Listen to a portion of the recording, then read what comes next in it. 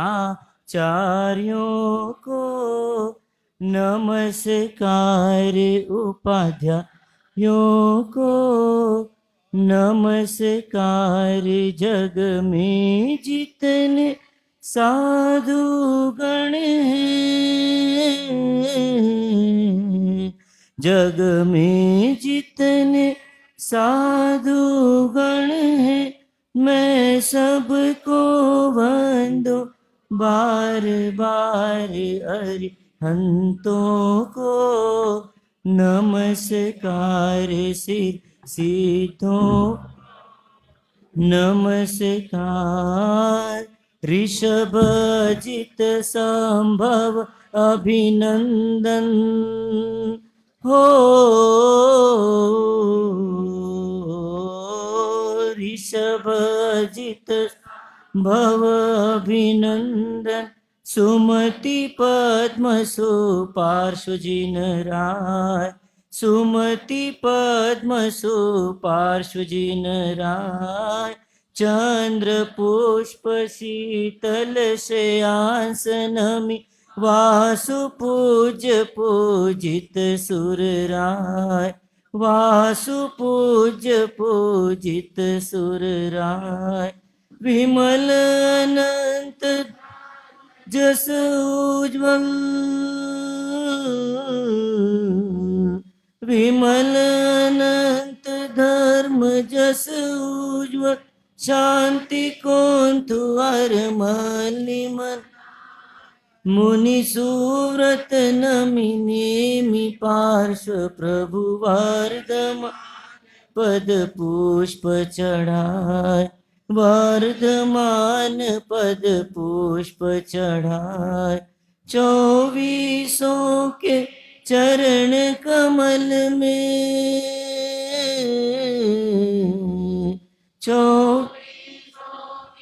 चरण कमल में मेरा वंदन बार बार अरिहंतों, नमस्कार सिर सिद्धों को, नमस्कार जिसने राग द्वेष का मादी हो,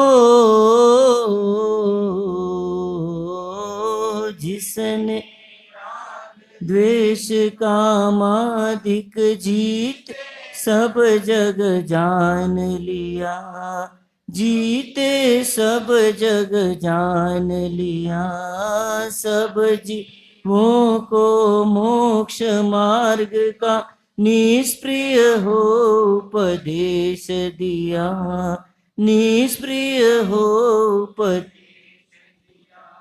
बुद्ध वीर जिन हरिहर ब्रह्मा, बुद्ध वीर जिन हरिहर ब्रह्मा, या जिनेन्द्र या हो अवतार, सबके चरण कमल में मेरा वंदन होवे बार बार अरिहंत, नमस्कार सिद्धों, नमस्कार आचार्यों, नमस्कार उपाध्यायों, नमस्कार जग में जितने साधु गण हैं, जग में जितने साधु गण हैं, मैं सबको वंदू बार बार अरिहंतों, नमस्कार सिर सिद्धों को, नमस्कार। ध्यान के आसन बैठें। पद्मासन, अर्ध पद्मासन, सुखासन, कमर सीधी, गर्दन सीधी, हाथ कायस्वर मुद्रा या ज्ञान मुद्रा, आंखें कोमलता से बंद या नासक दृष्टि, श्वास धीमी धीमी गति से लेवें। और धीमी गति से छोड़ें।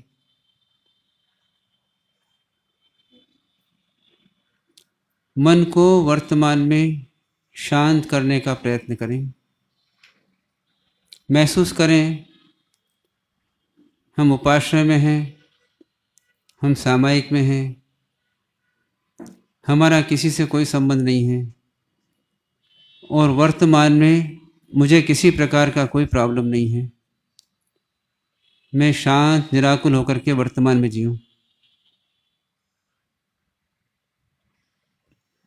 न भूतकाल का कुछ सोचना है, न भविष्य काल का, न दूर क्षेत्र का, किसी के बारे में कुछ नहीं सोचना और वर्तमान में शांत रहने का प्रयत्न करें।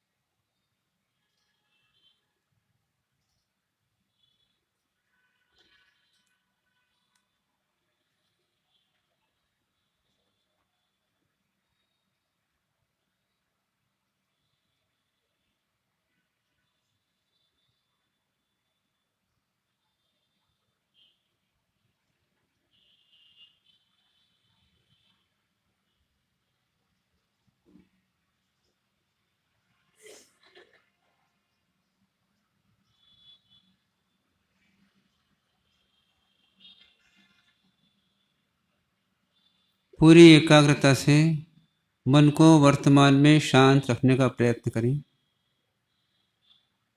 महसूस करें मुझे किसी प्रकार का कोई प्रॉब्लम नहीं है। मैं बिना कारण से काल्पनिक विषयों में न जाऊं और मन को वर्तमान में शांत निराकुल रखूं।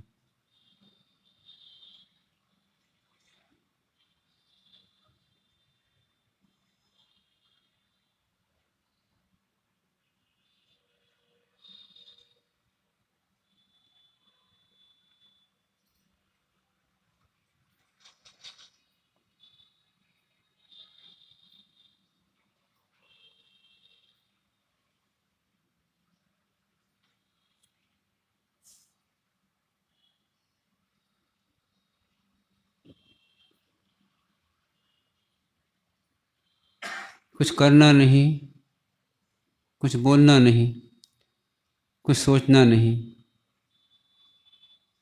शांत निराकुल रहना।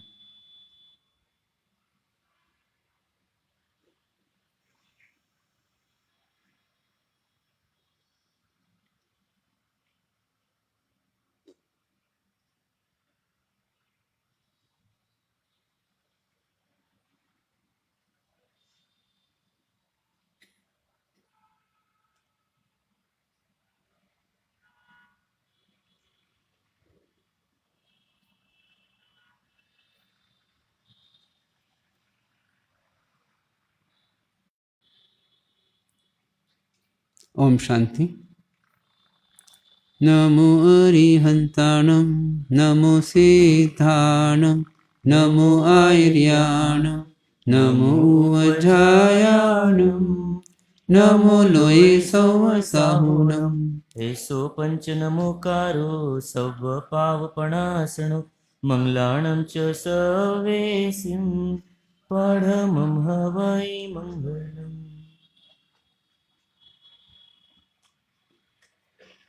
इस युग के प्रथम तीर्थंकर प्रभु ऋषभनाथ भगवान के चरणों में कोटिशः नमन। परंपरा से हुए सभी अरिहंत परमात्माओं के चरणों में कोटिशः नमन। अनंत अनंत सिद्ध आत्माओं को नमन। मोक्ष मार्ग के साधक समस्त आचार्य, उपाध्याय एवं साधु भगवंतों के चरणों में कोटिशः नमन। परम पूज्य, परम उपकारी, सतपथ प्रदर्शक गुरु भगवंत के चरणों में कोटिशः नमन। उपस्थित आदरणीय मुनि भगवंत, आदरणीय साध्वी जी महाराज सब, धर्म प्रेमी बंधुओं, माताओं एवं बहनों,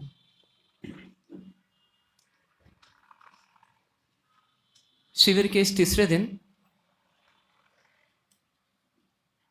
समता की साधना के अंतर्गत तीसरे सूत्र का हमको आज अध्ययन भी करना है, प्रयोग भी करना है। तीसरा सूत्र है आत्मा में जीना और समता से रहना।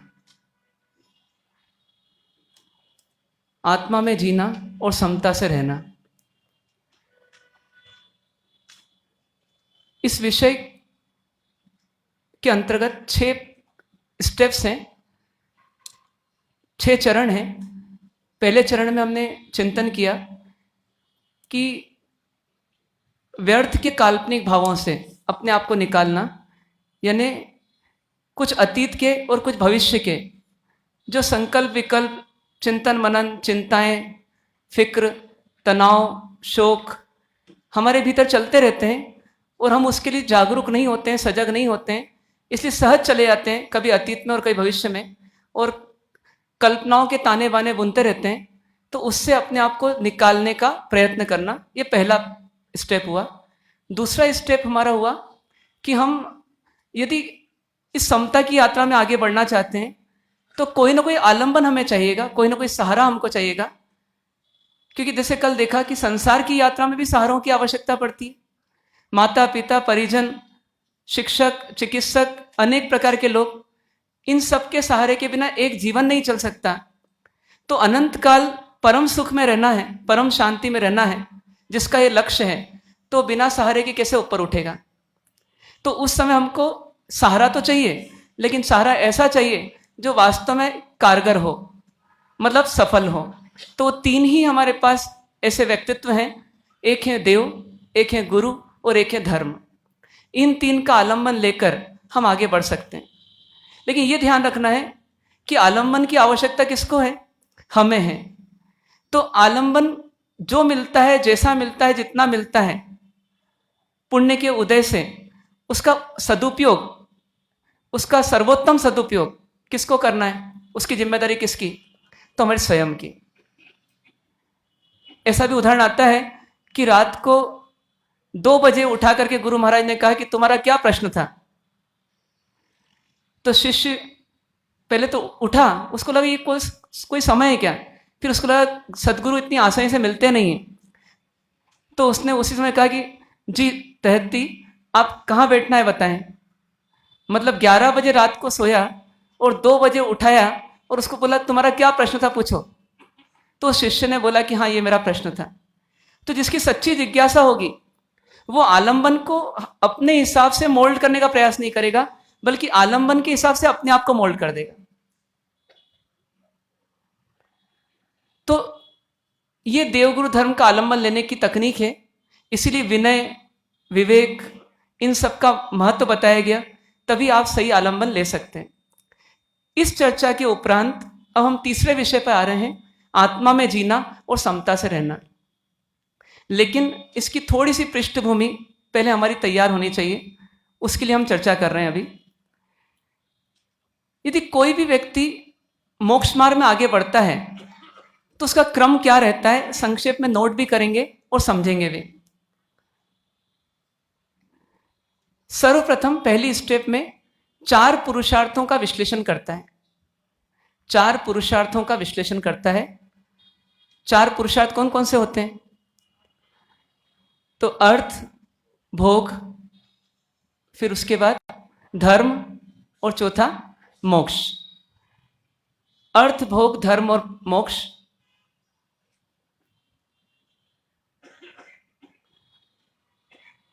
ये पहली स्टेप होती है, इसकी डिटेल में बाद में जाते हैं। दूसरी स्टेप में आकर के 4 पुरुषार्थों में से एक का चयन करता है, उसका नाम है मोक्ष। मोक्ष पुरुषार्थ का चयन, ये दूसरी स्टेप।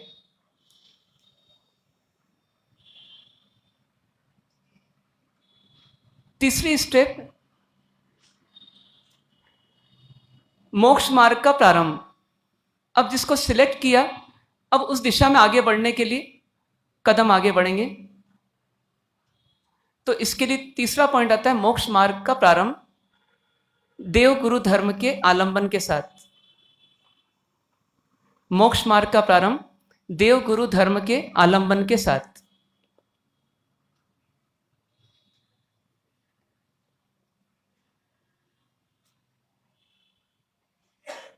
चौथी स्टेप में आता है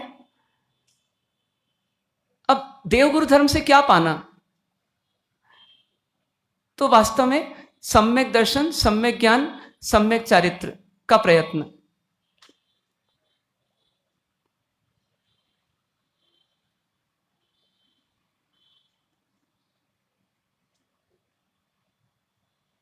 पांचवी स्टेप में आता है अब सम्यक दर्शन पाने के लिए क्या करना?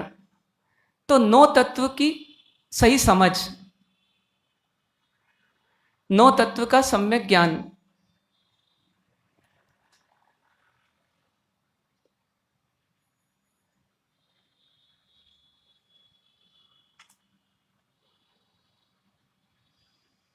अगली स्टेप आएगी कि अब नौ तत्व के अंतर्गत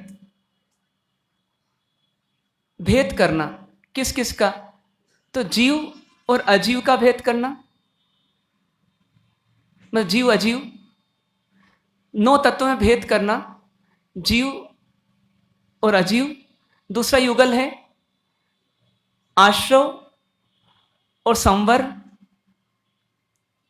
तीसरा युगल है बंध और निर्जरा। चौथा युगल है पुण्य और पाप। और पांचवा युगल है मोक्ष और संसार।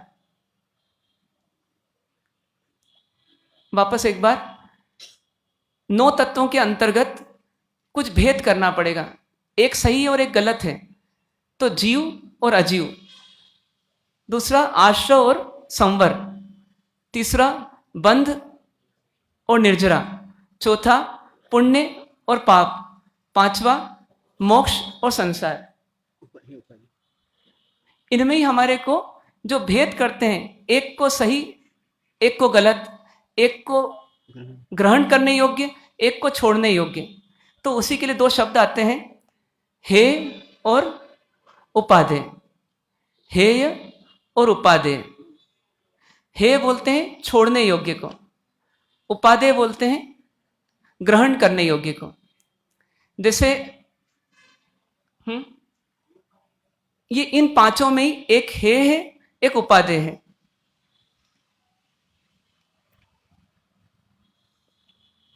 तो कौन सा हेय है यानी छोड़ने योग्य है, और कौन सा उपादेय है जो ग्रहण करने योग्य है, उसकी सही समझ भावों की अनुभूति के स्तर पर जब तक नहीं होगी तब तक नौ तत्व की सही समझ नहीं होगी।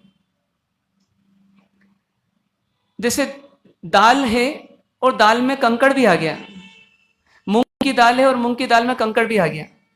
आप फौरन जीवान पर रखते से ही, अभी तक तो दाल लेते गए, लेकिन जैसे ही कंकड़ आया तो आपने कंकड़ को फार निकाल दिया। तो क्यों निकाल दिया? क्योंकि कंकड़ आपकी दृष्टि में क्या है? छोड़ने योग्य है। यहां की भाषा में क्या बोलेंगे? है। और दाल क्या है? उपादेय। दाल से प्रोटीन मिलेगा, कंकड़ से पथरी होगी। तो कंकड़ छोड़ देते हैं और दाल ग्रहण कर लेते हैं। तो ठीक उसी प्रकार से इन नौ तत्वों में क्या छोड़ने योग्य है? तो एक तरह से अजीव, फिर पाप, फिर आश्रव, फिर बंध और संसार। आगे जाकर के पुण्य भी का भी नंबर आएगा, लेकिन वो बाद में। इस प्रकार से ये छोड़ने योग्य है। पुण्य कथनचित है, कथनचित उपादेय, मतलब किसी अपेक्षा से उसको ग्रहण करने योग्य बताया, पर आगे जाकर किसी अपेक्षा से वो छोड़ने योग्य हो गया।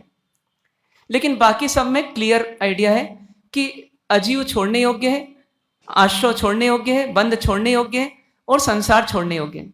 और उपादेय क्या है?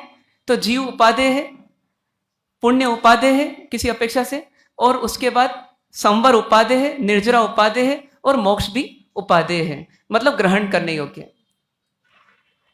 तो ये विश्लेषण क्यों करना? क्योंकि हमारी गलती कुछ इनमें हो रही है कि कुछ लोग तो नौ तत्व जानते ही नहीं है, इसलिए गलती कर रहे हैं, और वो आश्रव, बंध, संसार इसमें पड़े हुए हैं। और कुछ लोग जानते हैं, ऐसा वो जानते हैं, ऐसा वो समझते हैं, पर जान करके भी नहीं जानते हैं। क्यों नहीं जानते हैं? क्योंकि वो फीलिंग्स के स्तर पर नहीं आ रहा, अनुभूति के स्तर पर नहीं आ रहा। तो एक तरह से उनका भी ज्ञान जो है वो ज्ञान नहीं है। जैसे बीच में बात आई थी, पॉइजन लिखा है बॉटल पर और फिर भी पॉइजन पीने की तैयारी है। इसका मतलब उस शब्द को जान भी लिया, लेकिन उसके भाव को नहीं जाना। तो ये ध्यान रखना है कि नौ तत्व की सही समझ कब कहलाती है? जब नौ तत्व में क्या छोड़ने योग्य है और क्या पाने योग्य है उसकी स्पष्ट समझ आ जाए, और वो भी अनुभूति के स्तर पे आए, फीलिंग्स के स्तर पे आए। जैसे 11,000 वोल्ट का करंट है तो लिखा है बस 11,000 वोल्ट, और अंदर में एक शॉक लगता है पहले कि नहीं छूना इसको, इसके निकट भी नहीं जाना। क्यों नहीं जाना? क्योंकि 11,000 वोल्ट है। अब वो 11,000 वोल्ट लिखा हुआ कहीं नहीं बता रहा है कि इतना जबरदस्त झटका लगेगा कि एक क्षण में राख बन जाएगी शरीर की। लेकिन फीलिंग्स के स्तर पे आ गया, उस राख को देखा भी नहीं होगा आज तक। ऐसा कोई शायद ही होगा या बहुत कम लोग होंगे जिन्होंने कभी ऐसा अनुभव लिया हो कि 11,000 वोल्ट का किसी ने वायर छुआ, केबल छुआ, और छूने के बाद में वो राख हो गया। ऐसा दृश्य किसी ने देखा हो? बहुत कम। लेकिन फिर भी हम क्या करते हैं, उसको विजुलाइज कर लेते हैं, उसको पिक्चराइज कर लेते हैं। कहाँ कर लेते हैं? भीतर में ही कर लेते हैं। उसके लिए शब्द नहीं है हमारे पास कि 11,000 वोल्ट कितना खतरनाक है, लेकिन 11,000 वोल्ट कितना खतरनाक है उसकी फीलिंग है। तो वास्तव में नौ तत्व के ज्ञान पर हमको नहीं जाना है, उस ज्ञान से हमको फीलिंग्स पर जाना है कि अरे ये हाय बाप, ये आशोक छोड़ने योग्य है, ये बंध खतरनाक है, ये संसार जो है ये खतरनाक है। ऐसा अंदर फीलिंग्स के स्तर पे लाना, ये वास्तव में नौ तत्व की सही समझ कहलाती है। तो इन नौ तत्वों को पहले जानेंगे, उसका नाम सम्यक ज्ञान, मतलब फीलिंग्स करेंगे उसका नाम सम्यक ज्ञान, उसी पर श्रद्धा कर लेंगे उसका नाम सम्यक दर्शन, और उसी पर फिर जो जीने योग्य है, मतलब जो ग्रहण करने योग्य है उसको ग्रहण कर लेंगे, और जो छोड़ने योग्य है उसको छोड़ लेंगे, यानी संवर निजरा मोक्ष की ओर बढ़ जाएंगे। तो उसी का नाम क्या है? सम्यक चारित्र। इस प्रकार से ये एक व्यवस्था है। आपको शॉर्ट में इसलिए बताई क्योंकि लंबे लंबे सुनने के बाद कई बार ऐसा हो जाता है कि हम मूल चीज भूल ही जाते हैं।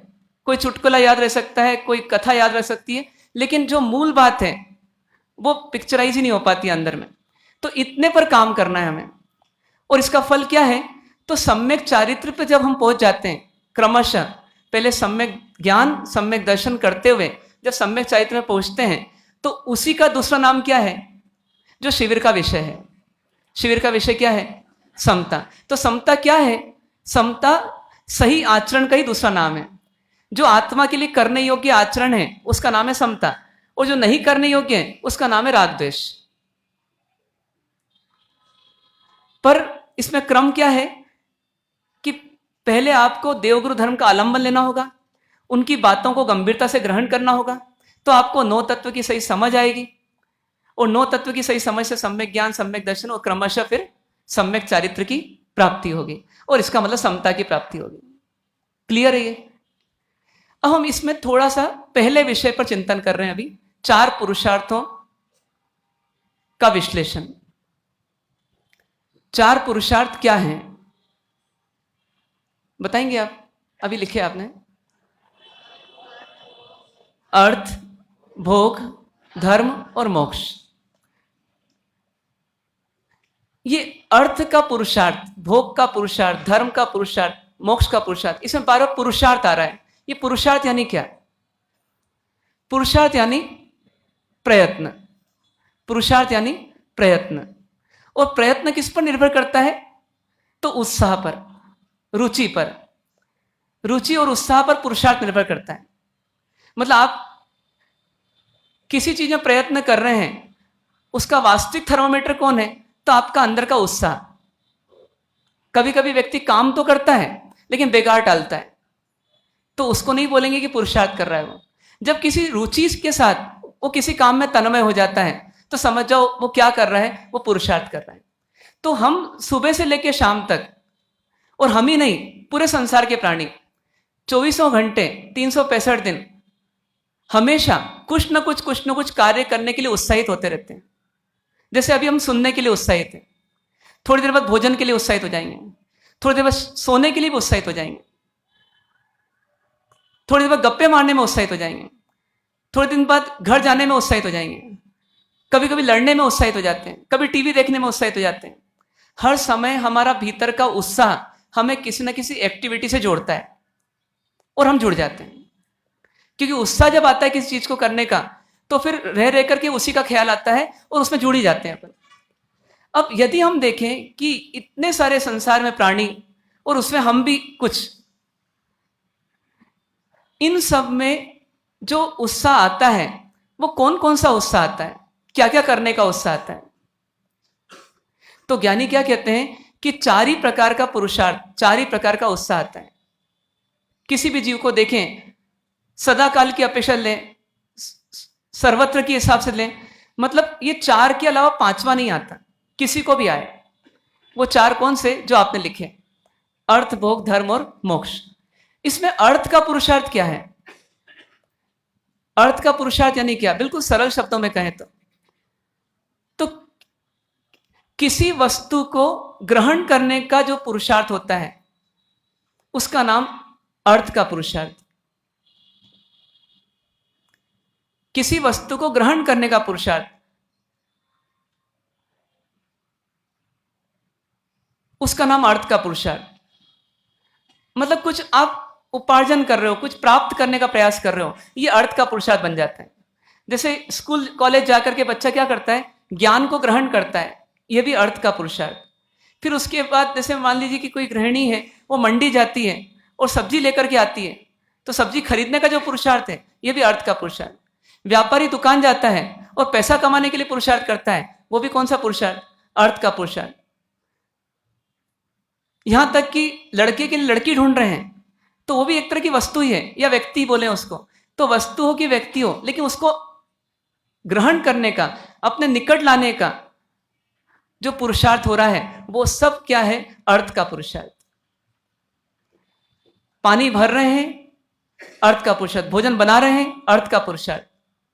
कुछ करना, कुछ बनाना, कुछ लाना, कुछ रखना, ये सब कौन सा पुरुषार्थ है? अर्थ का पुरुषार्थ। इसे शॉर्ट में कहते हैं कि वस्तु या व्यक्ति का संचय करना वो अर्थ का पुरुषार्थ। वस्तु या व्यक्ति को इकट्ठा करना अर्थ का पुरुषार्थ। एक दूसरा पुरुषार्थ भोग का पुरुषार्थ। भोग के पुरुषार्थ में थोड़ा सा अंतर है। संचित वस्तु का भोग या उपभोग करना, संचित वस्तु का भोग या उपभोग करना, उसका नाम भोग का पुरुषार्थ। जिसको आपने ग्रहण कर ली, अब उस वस्तु को आप उपयोग में ला रहे हैं, तो समझिए वो कौन सा पुरुषार्थ हो गया? वो हो गया भोग का पुरुषार्थ। टीवी खरीद कर लाए, ये कौन सा पुरुषार्थ? और टीवी देख रहे हैं अब इत्मीनान से, भोग का पुरुषार्थ। गाड़ी खरीद कर लाए, अर्थ का पुरुषार्थ। और गाड़ी का यूज करके घूमने जा रहे हैं, घूम रहे हैं, ये भोग का पुरुषार्थ। बर्तन खरीद कर लाए, अर्थ का पुरुषार्थ। और बर्तनों का उपयोग करके, चम्मच आदि का उपयोग करके अपन भोजन कर रहे हैं, ये भोग का पुरुषार्थ। कपड़े सिलवाए, अर्थ का पुरुषार्थ। कपड़े पहन रहे हैं, भोग का पुरुषार्थ। सेंट खरीद कर लाए, अर्थ का पुरुषार्थ। सेंट लगा रहे हैं, भोग का पुरुषार्थ। मतलब कभी चखने का, कभी सूंघने का, कभी देखने का, कभी सुनने का, कभी छूने का, जो भी हम कार्य करते रहते हैं कि हमको उससे आनंद मिलेगा या दुख हटेगा, वो सब कौन सा पुरुषार्थ? भोग का पुरुषार्थ। ऐसे अर्थ और भोग, ये 2 पुरुषार्थ हम कभी कभी करते हैं क्या? किसी किसी दिन, कोई कोई बार, कोई कोई महीने, रोज करते हैं। अच्छा, कब कब करते हैं? रोज, सुबह की, दोपहर की, शाम, हर समय। तो इसलिए ज्ञानी क्या बोलते हैं कि ये 2 पुरुषार्थ ऐसे हैं जिसका अनुभव हर व्यक्ति को है, बच्चे से लेकर बुजुर्ग तक। लेकिन अनुभव होकर के भी अनुभव मिल गया क्या? अनुभव लेकर के भी अनुभव मिला कि नहीं मिला? हमारी डिक्शनरी में अर्थ यानी सुखी होने का प्रयत्न और भोग यानी सुखी हो जाना। हमारी डिक्शनरी में वस्तु का संचय अर्थ का पुरुषार्थ नहीं है, और वस्तु का भोग जो है वो भोग का पुरुषार्थ नहीं है। हमारी डिक्शनरी में सुख के लिए प्रयत्न करना, सुख के लिए व्यवस्था करना, जिसको बोलते हैं जुगाड़ करना, ये तो हो गया अर्थ का पुरुषार्थ। और जब हम उससे सुख की प्राप्ति करते हैं तो हम इसे क्या मानते हैं? भोग का पुरुषार्थ। लेकिन ज्ञानियों की दृष्टि में भी क्या ऐसा ही है? तो चिंतन करना पड़ेगा इसको हमें। जैसे कभी कभी किसी डॉक्टर के पास जाते हैं ना, तो डॉक्टर पूछता है आने के बाद कि क्या क्या लिया आपने अभी तक? तो आप बोलते हैं कि, मतलब डॉक्टर पूछते हैं क्रोसिन ली? हाँ ले ली सब, पहले 4 दिन हो गए लिए हुए, पर कोई असर नहीं हुआ। ठंडी पट्टी लगाई, हाँ लगा ली, लेकिन कोई असर नहीं हुआ। और कुछ किया, हाँ देशी इलाज भी किया, पर कोई असर नहीं हुआ। तो फिर डॉक्टर बोलता है कि अब मैं जो बोलूंगा वो लोगे क्या आप? तो वो लोगे यदि, तो मैं बताता हूं उसको आपको। तो फिर अपन क्या बोलते हैं, हाँ डॉक्टर साहब हमने तो सब करके देख लिया, लेकिन अब आप जैसा बताएं वैसा करेंगे। तो ठीक उसी प्रकार से अर्थ और भोग हमने करके देखा, ये अलग बात है, सीखा नहीं उसमें, लेकिन ज्ञानी बोलते हैं कि आप पहले चारों पुरुषार्थों का पोस्टमार्टम कर लो, विश्लेषण कर लो, और फिर अंत में जब आपको सही लगे तो आप मोक्ष के पुरुषार्थ में आना, नहीं तो मत आना। डॉक्टर साहब क्या बोलते हैं, और कुछ करना हो देशी इलाज तो कर लो, लेकिन अंत में जाकर के फिर जब तुम्हारी तैयारी हो जाए, तुमको लगे मैं थक गया हूं, अब मेरे पास कोई इलाज बचा नहीं है, तो तुम मेरे पास आना। तो यहां पर भी हमें फिर चेक करना कि हमारे पुरुषार्थ में कुछ ऐसी कमी है क्या, जिससे हमें परमात्मा रूपी वैद्य के पास, परमात्मा रूपी डॉक्टर के पास जाना पड़ेगा, और जाकर के फिर उनसे मोक्ष का पुरुषार्थ समझना पड़ेगा। तो देखिए, अर्थ और भोग के पुरुषार्थ में हम मानते नहीं हैं, लेकिन वास्तव है कि हम सुखी नहीं दुखी होते हैं। हम सुखी नहीं बल्कि क्या होते हैं, दुखी होते हैं। और सुखी होते भी हैं, सुखी होते भी हैं तो क्षणिक होते हैं, और वापस क्या हो जाते हैं, फिर दुखी हो जाते हैं। क्योंकि यदि हम अपने आप से पूछें कि हम 24 घंटे धर्म का पुरुषार्थ तो बहुत थोड़ी सी देर करते हैं, अधिकांश समय किस में रहते हैं, अर्थ और भोग के पुरुषार्थ में। और अर्थ और भोग के पुरुषार्थ में यदि हम रहते हैं तो फिर प्रश्न उठता है कि हम दुखी क्यों होते हैं, जब सुखी होने के लिए किया जाने वाला इंतजाम अर्थ का पुरुषार्थ है, और सुखी होने का लिए किया गया कार्य वो भोग का पुरुषार्थ है।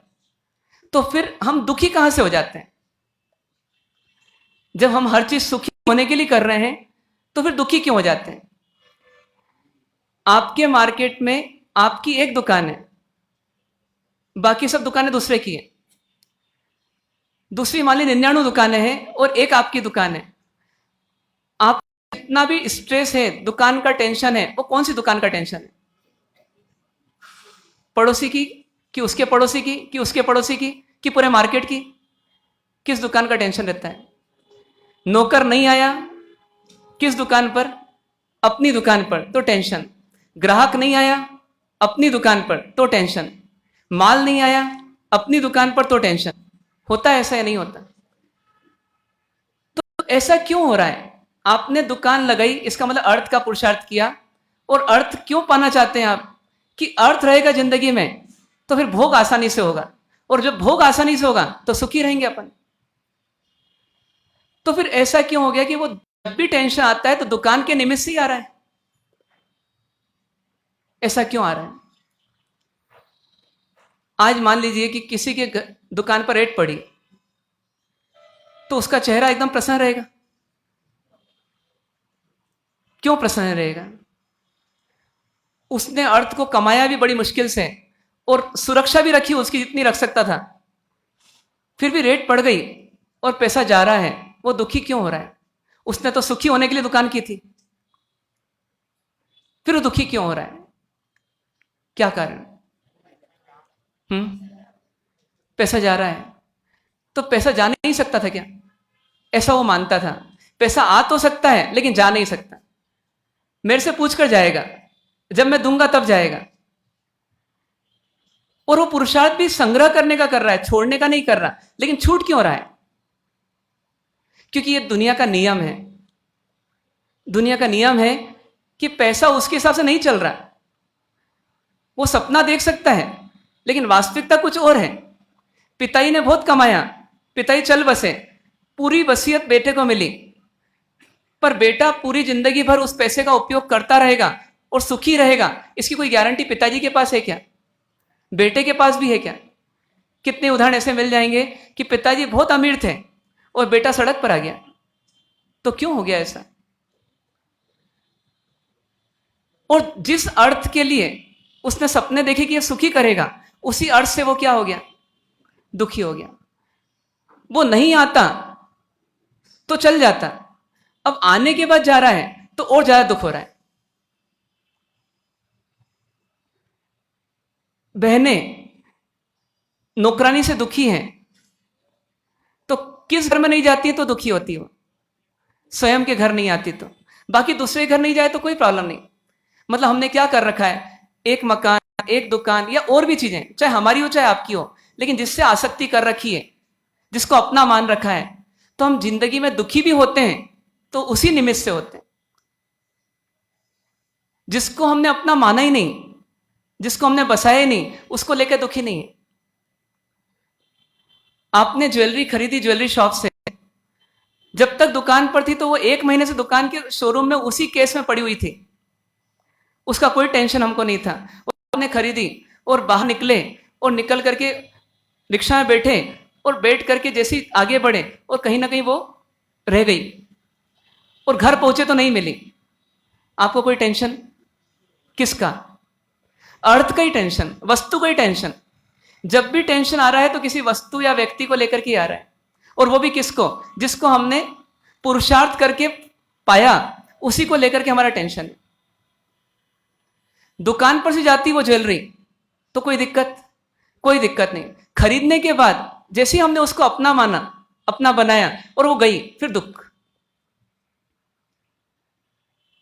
और आप सोचो कि अर्थोपार्जन करने में ज्यादा पुरुषार्थ करना पड़ता है कि भोग करने में ज्यादा पुरुषार्थ करना पड़ता है? या यूं कहें कि अर्थोपार्जन में ज्यादा समय लगता है कि भोग करने में ज्यादा समय लगता है? अर्थोपार्जन में खूब समय लगता है। एक बहन को खीर बनाना है तो दूध का इंतजाम सुबह से शुरू हो गया, और जितनी सामग्री उसमें डालना है सबका, और उसको ग्रहण करने में, उसको पीने में कितना समय लगा। कभी कभी व्यक्ति सोचता है कि मैंने ये खीर बनाई है, मैंने ये बनाई ही चीजें, और लोग तारीफ करें। वो तारीफ का क्षण कितनी देर का, एक वाक्य, एक क्षण, पर उस एक क्षण के लिए कितनी मेहनत करना पड़ रही। सम्मान का भोग करना है, प्रशंसा का भोग करना है, उसके लिए कितनी मेहनत। और वो मेहनत सफल भी हो सकती है, और बीच में कोई बाधक तत्व आ गया तो क्या हो जाएगी? विफल भी हो जाएगी। होता है ऐसा। और सबसे बड़ी बात है कि जितना अर्थोपार्जन कर लिया हमने, उसका सुख टिक रहा है क्या? उसका सुख टिक पाया क्या? मेंटेन्ड है क्या? अभी कामना क्या चल रही है? और आगे अर्थोपार्जन कर लें, जितना है वो तो ठीक है, और कर लें तो उसका सुख मिलेगा। तो क्या ये सही ट्रैक है क्या हमारा? सोच के बताइए, फील करिए। अर्थ और भोग, भोग और अर्थ, मतलब अर्थ से भोग और भोग से अर्थ, ये अधिकांश लोगों की, मतलब कुछ एक बिरले छोड़ दें, अधिकांश लोगों की जिंदगी की कहानी है कि कभी अर्थ में लग जाते हैं और कभी भोग में लग जाते हैं। अर्थ से निकलते हैं भोग में और भोग से निकलते हैं अर्थ में। और फिर यदि भोग का एक्सेस हो जाता है तो किसी को कोई बीमारी हो रही है, किसी को कुछ हो रहा है, वो प्रॉब्लम भी चालू हो गई। फिर उसके लिए अर्थोपार्जन करो। और दुनिया में सब लोग यही कर रहे हैं। और यदि अपना भविष्य क्या होगा, यदि अपने को जानना है तो उसके लिए क्या करना? अपना भविष्य क्या होगा इस जिंदगी में, तो वो सिंपल है कि जो व्यक्ति हमारे निकट में मृत्यु को प्राप्त हुआ, उसकी एक क्षण पहले तक की कहानी देखें अपन, क्या मिलेगी? क्या वो निश्चिंत था या उसके साथ कुछ काम लगे हुए थे? अधिकांश लोग जब जाते हैं, अधिकांश मतलब 99.99% जब जाते हैं जीवन समाप्त करके, तो उस समय उनके काम पूरे निपट चुके होते हैं या काम बाकी है? काम बाकी है। ये क्या बता रहा है? वो सुखी होकर गए होंगे कि दुखी होकर गए होंगे? चिंतित होकर गए होंगे कि निश्चिंत होकर गए होंगे? चिंतित होकर के, दुखी होकर के। क्यों? जब वो जिंदगी भर अपने मन मुताबिक अर्थ और भोग का पुरुषार्थ करते रहे, तो इतनी सेटिंग क्यों नहीं हुई कि अब इतनी भोग की व्यवस्था हो गई कि अब अर्थोपार्जन की जरूरत नहीं, पहली बात, और अब भोग करने में भी कोई दिक्कत नहीं। ऐसा क्यों नहीं हो पाता? ऐसा क्यों नहीं हो पाता? क्योंकि उनके कंसेप्ट ही गलत है, उनकी सोच ही गलत है। सोच यह है कि जितना अधिक अर्थ होगा उतना अधिक मैं सुखी होऊंगा। पर सिक्योरिटी गार्ड किसको लगाना पड़ता है? तकिए के नीचे रिवॉल्वर लेकर किसको सोना पड़ता है? अपनी सिक्योरिटी के लिए पूरी बॉडीगार्ड्स किसको लगाना पड़ते हैं? जिसके पास कम पैसा है, जिसके पास ज्यादा पैसा है? ज्यादा पैसा है। तो जितना ज्यादा अर्थ हुआ उतना उसकी सुरक्षा और उतनी उसकी दुविधा, चिंता ये बढ़ी या घटी? लेकिन हमारा फॉर्मूला क्या है? हमारा फॉर्मूला क्या है? हमारी सोच बदल सकते हैं क्या हम? कि जितना अधिक अर्थ होगा उतना अधिक हम अपने दुख को आमंत्रित कर रहे होंगे। क्या ऐसा मान सकते हैं? वास्तव में अर्थ जितना होगा उसका महत्व नहीं है, अर्थ की लालसा जितनी अधिक होगी, अर्थ की लालसा जितनी अधिक होगी उतना अधिक सुखी होंगे या दुखी होंगे? सोचिए, दुखी या सुखी? दुखी होंगे। और जब अर्थ में दुख है तो अर्थ क्यों कमा रहे हैं? अर्थोपार्जन क्यों कर रहे हैं? इतना परिग्रह क्यों बसा रहे हैं? इतनी व्यवस्था क्यों कर रहे हैं? तो उत्तर आएगा सिर्फ एक आकर्षण है। किसका आकर्षण है? भोग का आकर्षण है। तो यदि अर्थ में दुख है तो सोचना यह है कि जब तब अर्थ को रोक पाएंगे क्या? अर्थ की लालसा को रोक पाएंगे क्या? तो क्या भोग में भी सुख है क्या? यह सोचना है। भोग में भी सुख है क्या? उदाहरण आता है ना, सेठ जी ने बहुत सुंदर सी बावड़ी बनाई और उस बावड़ी को बनाने के बाद, बनाई तो थी जनहित के लिए कि सब आएंगे, जिसको पानी पीना है, जिसको विश्राम करना है वो करेगा। लेकिन उसकी क्या हो गई? अंदर में आसक्ति हो गई और उस आसक्ति में मृत्यु को प्राप्त हुए। और कहां पहुंच गए सेठ जी? उसी वाटिका में, उसी बावड़ी में। और क्या बन करके? मेंढक बन करके। और उस मेंढक की स्थिति कैसी कि जो रथ पर बैठ करके सेठ जी चलते थे, ऐसे किसी रथ के नीचे कौन आ गया? मेंढक आ गया और कुचल गया। कभी कुचले हुए मेंढक को देखें अपन और उसके अंदर की आंतड़ियां बाहर आती हुई देखें तो सोच सकते हैं वो सुखपूर्वक गया होगा कि दुखपूर्वक मरा होगा? दुखपूर्वक मरा होगा। तो यदि दुखपूर्वक मरा तो इसका कारण कौन बना? इसका कारण कौन बना? कहते हैं 100 में से 99 देव कहां जाते हैं? तो हीरे माणिक मोती या जल बावड़ी या वनस्पति काय में पैदा हो जाते हैं। 100 में से कितने? 99। जबकि देव बनते कौन है? पुण्यशाली या पापशाली? पुण्यशाली। तो पुण्यशाली बने तो देव, पर वहां से उनको एकेंद्री में क्यों जाना पड़ा? तो सिर्फ एक ही कारण, आसक्ति। किसकी? भोग की आसक्ति। और भोग की आसक्ति का विषय क्या था? बस यही हीरे माणिक मोती आदि। तो जन्म कहां मिल गया? वहीं मिल गया। तो अपन कहां जाएंगे? अपन कहां जाएंगे? अपना भविष्य फल अपन जान सकते हैं? अपना भविष्य फल अपन जान सकते हैं? अंदर में जिन जिन की आसक्ति चल रही, जिन जिन के प्रति आसक्ति चल रही है, उन सब में जाने की संभावना है। ये किसका फल? ये किसका फल? ये भोग का फल। ये भोग का फल। वो जो मेंढक मर गया, वो मर करके देवलोक में गया। क्यों गया? क्योंकि वो मेंढक जिस समय मर रहा था उसमें रोड क्रॉस कर रहा था, और रोड क्रॉस करते करते कहां जाने का प्रयत्न कर रहा था? समोसरण में जाने का प्रयत्न कर रहा था, पूर्व भावों के कारण से, पूर्व संस्कारों के कारण से। तो वो जीव थोड़े से भाव सुधारता है और कहां पहुंच जाता है? देवलोक पहुंच जाता है। पर वही भाव बिगाड़ देता है तो मेंढक बन जाता है। तो अब सोचिए कि भोग का भविष्य का परिणाम और भोग का वर्तमान का परिणाम, भोग का वर्तमान का परिणाम। एक बहन आई थी, तंबाकू बहुत खाती थी, तो महाराज साहब ने समझाया भी था कि आप क्यों खाते हो, छोड़ दो इसको। घर वालों ने भी समझाया, वो नहीं मान सके। 1 साल बाद वापस उनका आना हुआ और वो उस पोजीशन में थे कि बोल नहीं सकते थे। तो पूछा क्यों नहीं बोल पा रही है? तो बोले इनकी जीवान का ऑपरेशन करना पड़ा और जीवान काटना पड़ी। क्यों? बोले कैंसर हो गया था। तो कैंसर हो गया था तो जीवान का कैंसर क्यों हुआ? जीवान का कैंसर क्यों हुआ? तो बोले तंबाकू के कारण से। तो उनसे पूछा अभी भी खाते हो आप? बोले अब नहीं खाते। पहले छोड़ सकते थे क्या? हाँ, छोड़ सकते थे। फिर छोड़ा नहीं मैंने। क्यों नहीं छोड़ा? क्योंकि मुझे उसका दुख नहीं दिख रहा था, उसका सुख जरूर नजर आ रहा था। और वो सुख भी कैसा था देखा जाए तो? वास्तविक था या काल्पनिक था? यदि वास्तविक हो तो अपने को सबको तंबाकू खाना चाहिए, पर अपन बिना उसके आराम से हैं और उसको लग रहा है कि बिना इसके मैं जी नहीं सकती। तो वास्तव में उसकी जो रिक्वायरमेंट थी, जो उसकी आवश्यकता थी, वो वास्तविक थी या काल्पनिक थी?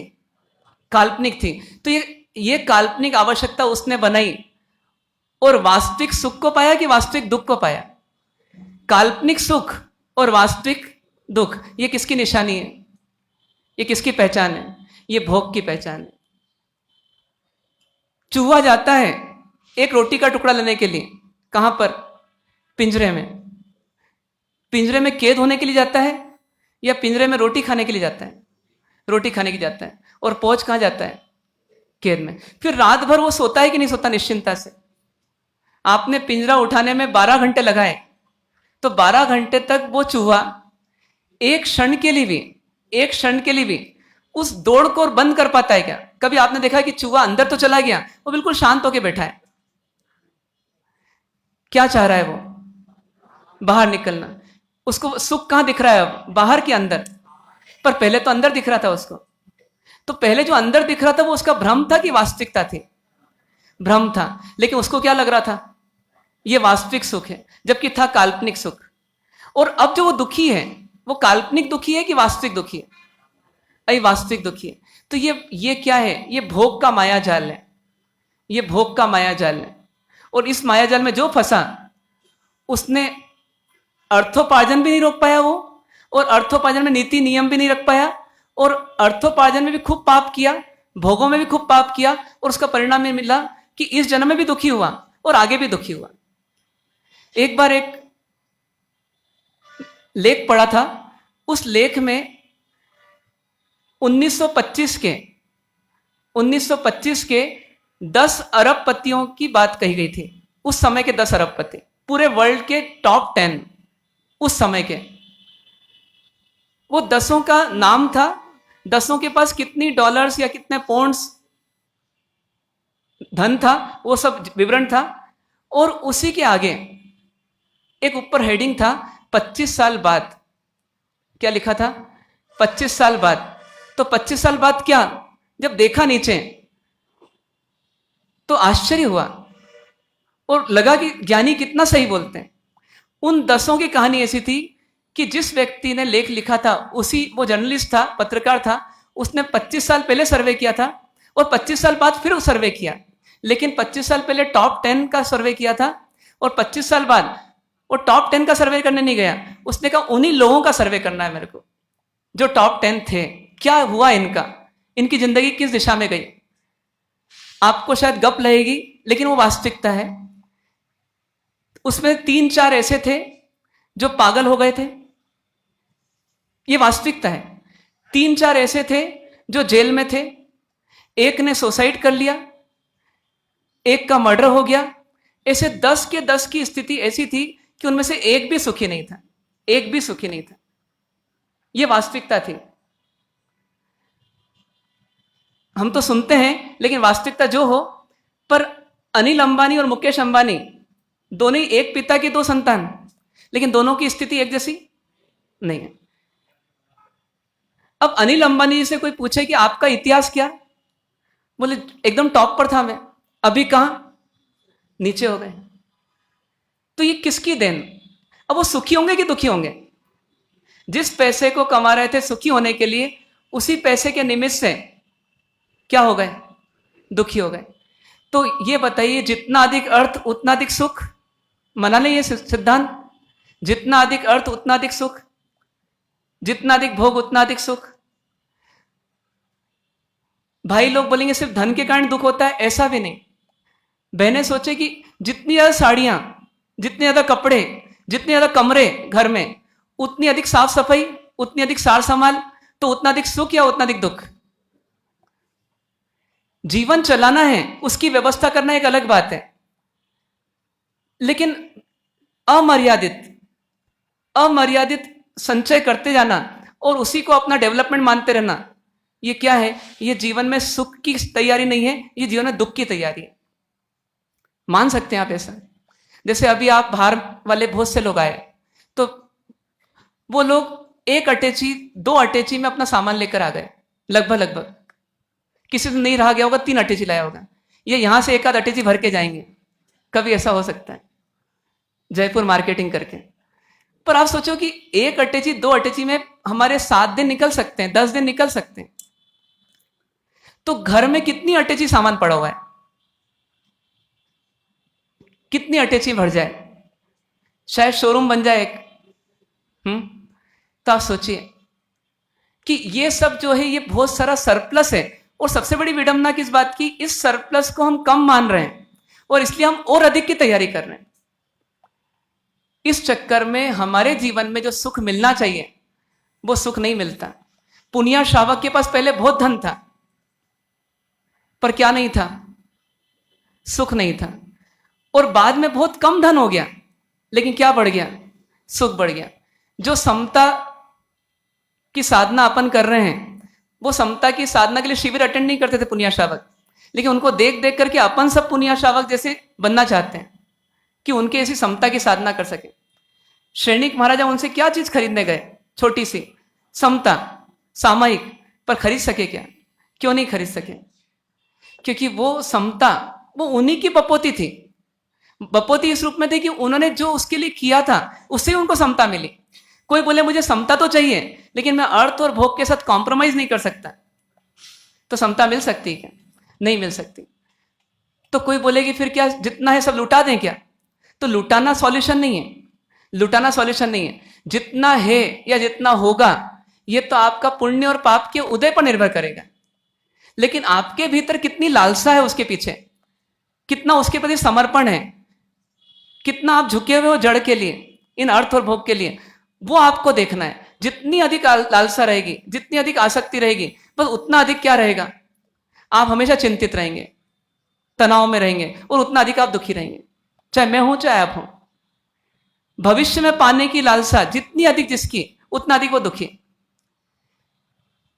तो क्या कोई और जीवन शैली भी है क्या जिसमें इस अर्थ और भोग के चक्रव्यूह से हम बाहर आ जाएं? ठीक है, जीवन चलाने के लिए अर्थ हो और अर्थ के आधार पर भोग हो, ये व्यवस्था तो हो हमारी, लेकिन इससे ऊपर उठ सके कोई और तीसरा पुरुषार्थ है क्या? वो कौन सा है? वो धर्म का पुरुषार्थ है। उसकी परिभाषा क्या? तो उसकी परिभाषा बहुत सिंपल, कि अशुभ से शुभ में आना, ये धर्म का पुरुषार्थ। अपने भावों की धारा को जो अशुभ हो रही है उसको शुभ धारा में लाना, उसका नाम क्या है? धर्म का पुरुषार्थ। मैं मंदिर जाता हूं, मैं प्रभु पूजा करूंगा, मैं दया करूंगा, मैं करुणा करूंगा, मैं अहिंसा पालूंगा, ऐसी जो भावना है, मैं किसी से लड़ूंगा नहीं, मैं उसको क्षमा कर दूंगा, ये जो भाव है क्या है? ये धर्म का पुरुषार्थ है। मैं उसकी मदद कर दूंगा, ये धर्म का पुरुषार्थ। ये चलते फिरते, उठते बैठते, खाते पीते हर समय हो सकता है। बस आवश्यकता किस बात की है? कि उसके लिए भावधारा में क्या आना चाहिए? स्वार्थ घटना चाहिए, स्वार्थ घटना चाहिए, और प्रभु और परोपकार के प्रति अपना समर्पण होना चाहिए। स्वार्थ तो घटना चाहिए और प्रभु और परोपकार के प्रति अपना समर्पण होना चाहिए। तो ये हमें कहां ले जाएगा? ये हमें धर्म के पुरुषार्थ की ओर ले जाएगा। धर्म का पुरुषार्थ जो है वो हमें अशुभ से शुभ में लाता है, जबकि अर्थ और भोग का पुरुषार्थ किस में ले जाता है? अशुभ में ले जाता है, शुभ से अशुभ में ले जाता है। कोई बोले मैं तो पैसा कमाने गया, तो उसमें क्या अशुभ है? मैं तो परिवार के लिए भोजन बना रहा हूं, उसमें क्या अशुभ है? लेकिन वास्तव में देखें, जैसे एक क्वेश्चन आपसे पूछते हैं कि एक व्यक्ति सुबह सुबह नहा धो करके अच्छे कपड़े पहन करके दुकान गया। दुकान काहे की थी उसकी? तो दुकान थी उसकी कोयले की। तो शाम को वो जब आता है तो उसके कपड़े काले रहते हैं कि सफेद रहते हैं? सुबह सफेद शर्ट था, शाम को क्या हो गया? काला हो गया। दूसरा व्यक्ति जो था उसकी आटा चक्की थी, वो सुबह सुबह ब्राउन पैंट, काली पैंट पहन करके गया, और शाम को किस में आया? सफेद में आया। दोनों में से किसने अपने कपड़े को सफेद से काला या काले से सफेद करने का प्रयत्न किया? दोनों में से किसी ने नहीं किया, लेकिन फिर भी हो गया।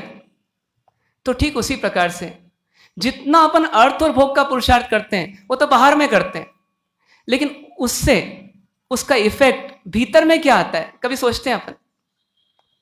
बाहर तो हम अर्थ और भोग का पुरुषार्थ कर रहे हैं, और भीतर में क्या इफेक्ट आ रहा है? भाव जगत में क्या इफेक्ट आ रहा है? हमारे भावों की स्थिति क्या है? सोचते हैं। दुकान खोलने का भाव आया तो अंदर, दुकान खोली हमने बाहर, तो अंदर क्या हुआ? स्वार्थ जगा या परोपकार बढ़ा? स्वार्थ जगा। मायाचारी बढ़ी या सरलता बढ़ी? मायाचारी बढ़ी। ईर्ष्या बढ़ी या अहोभाव बढ़ा? परमात्मा की अहमियत बढ़ी या पैसे की अहमियत बढ़ी? तो ये ऑटोमेटिकली हुआ या नहीं हुआ? और होगा ही कि नहीं होगा? तो ज्ञानी क्या बोलते हैं? जितना बाहर का विकास उतना भीतर का पतन, ह्रास। जितना बाहर का विकास उतना भीतर का ह्रास। तो एक तरह से अपन जितना ही बाहर का डेवलपमेंट कर रहे हैं, उससे इनडायरेक्टली अपन आत्मा का क्या कर रहे हैं? पतन कर रहे हैं।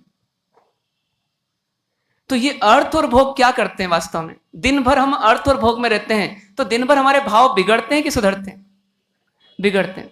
फिर हम क्या बोलते हैं? धर्म बहुत कठिन है या मोक्ष का पुरुषार्थ बहुत कठिन है। वास्तव में यदि अर्थ और भोग को जो कंट्रोल नहीं कर पाए और वो बेलगाम रहे, तो व्यक्ति जीवन में धर्म और मोक्ष के सपने तो देख सकता है, पर हकीकत में उसके धर्म और मोक्ष के सपने सफल नहीं हो सकते। क्या करना पड़ेगा?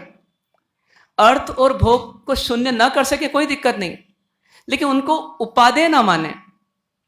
उनको क्या माने? अभी बताया ना आपको, क्या मानना उनको? हे मानना। मतलब हे तो ये छोड़ने योग्य, पकड़ने योग्य नहीं है। अब छूट नहीं रहे, ये मजबूरी हो सकती है, कमजोरी हो सकती है, वो अलग बात है, लेकिन छोड़ने योग्य है, क्योंकि इसमें आत्मा का तो पता नहीं है। जितना अधिक बाहर का विस्तार उतना अधिक हम डूब रहे हैं, ये मान के चलें। लेकिन दिक्कत कहां है? दिक्कत एक ही है कि हमारे पास कोई रास्ता नहीं है, कोई रास्ता तीसरा नहीं, चौथा नहीं। हम अटके हुए दो में ही। कई लोग तो इसलिए बुढ़ापे में जाते हैं दुकान कि हम करेंगे क्या, क्योंकि अब जिंदगी भर दुकान ही गए हैं, तो अब बुढ़ापे में अब कहां जाएंगे? अब धर्म में मन लगता नहीं है, मोक्ष का पुरुषार्थ कभी समझा नहीं, तो फिर करें क्या? तो चलो बैठ जाते हैं वहां पर। अब लड़का बोलता है सिर्फ चौकीदारी करो, तो चौकीदारी कर लेते हैं। मतलब जो करना हो करेंगे, लेकिन जाएंगे दुकान पर। क्यों? क्योंकि अर्थ और भोग के अलावा कोई अलग रास्ता ही नहीं दिखता, क्योंकि जिंदगी भर उसी का पुरुषार्थ किया, उसी में एक्सपर्ट हो गए।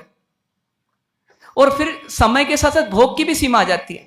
डॉक्टर बोलता है ये नहीं खाना, ये नहीं पीना, घुटने बोलते हैं अब चल नहीं सकते, घूम नहीं सकते, आंखें बोलती है अब देख नहीं सकते, तो फिर अब बचा क्या? अब भोग भी नहीं कर सकते जिसके लिए अर्थ करते थे, लेकिन फिर भी अर्थ कर रहे हैं। अभी क्यों कर रहे हैं? भले ही भोग नहीं कर पाए, क्योंकि अर्थोपार्जन करने की आदत पड़ गई, वो संस्कार बन गए, वो व्यसन हो गया, तो छूट नहीं पा रहा। लेकिन समय रहते जो व्यक्ति अपनी दिशा सही कर ले, उसके पास एक अलग ट्रैक रहता है जीवन में आगे बढ़ने का। तो तीसरा ट्रैक जो है वो धर्म है। वो धर्म क्या है? अशुभ से शुभ में आ जाओ,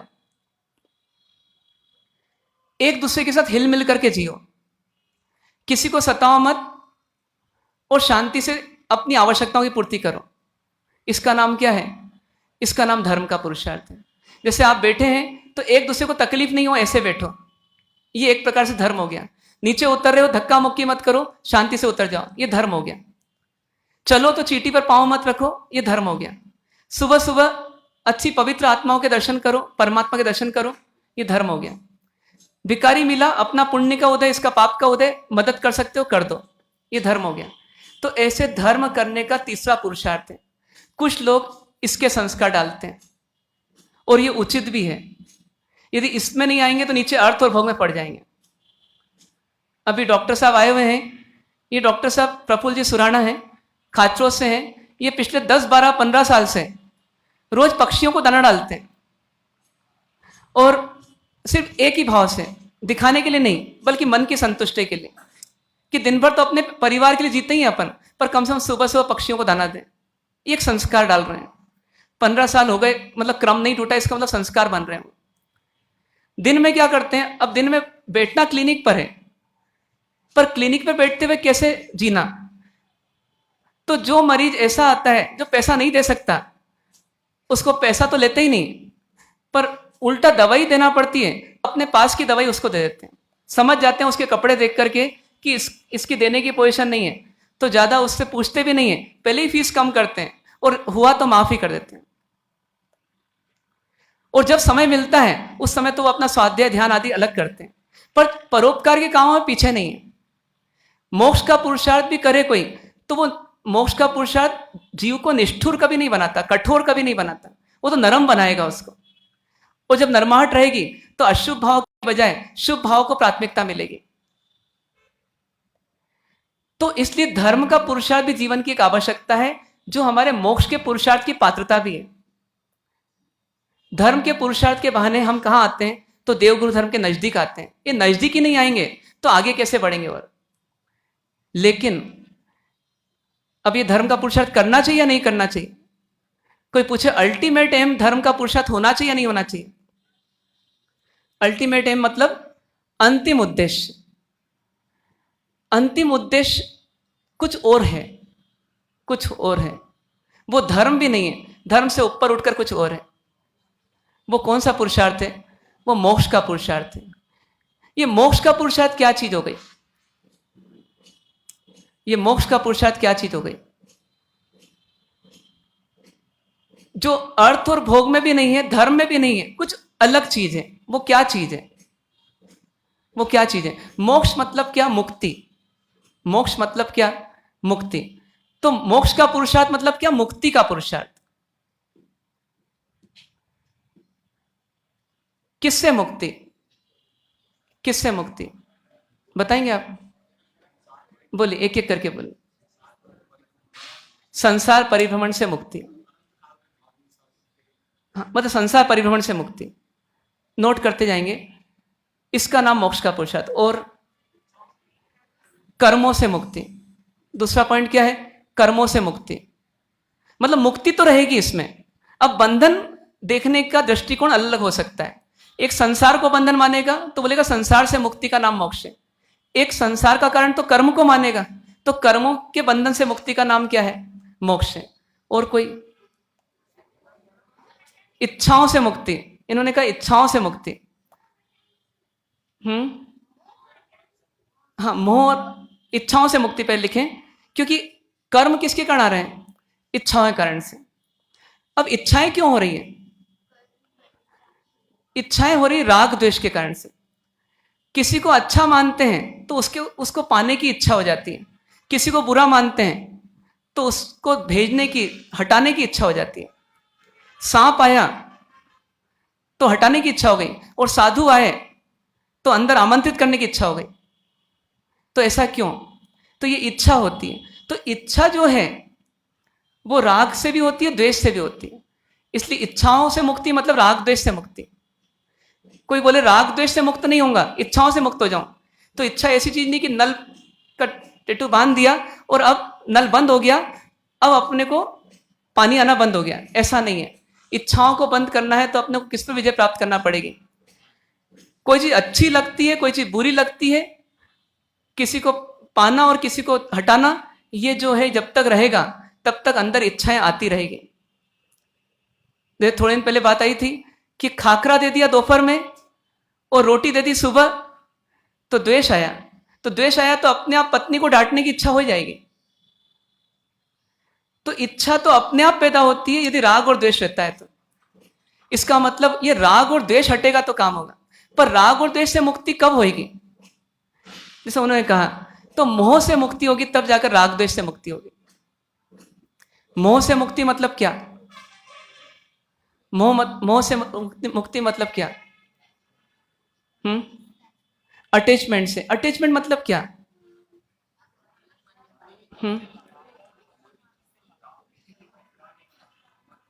इसको नहीं समझ पाते कई बार हम इस मोह से मुक्ति मतलब क्या? मोह को समझे हम, बताइए। हाँ, आसक्ति बोल रहे हैं अपन, लेकिन थोड़ा और आगे जाकर देखें।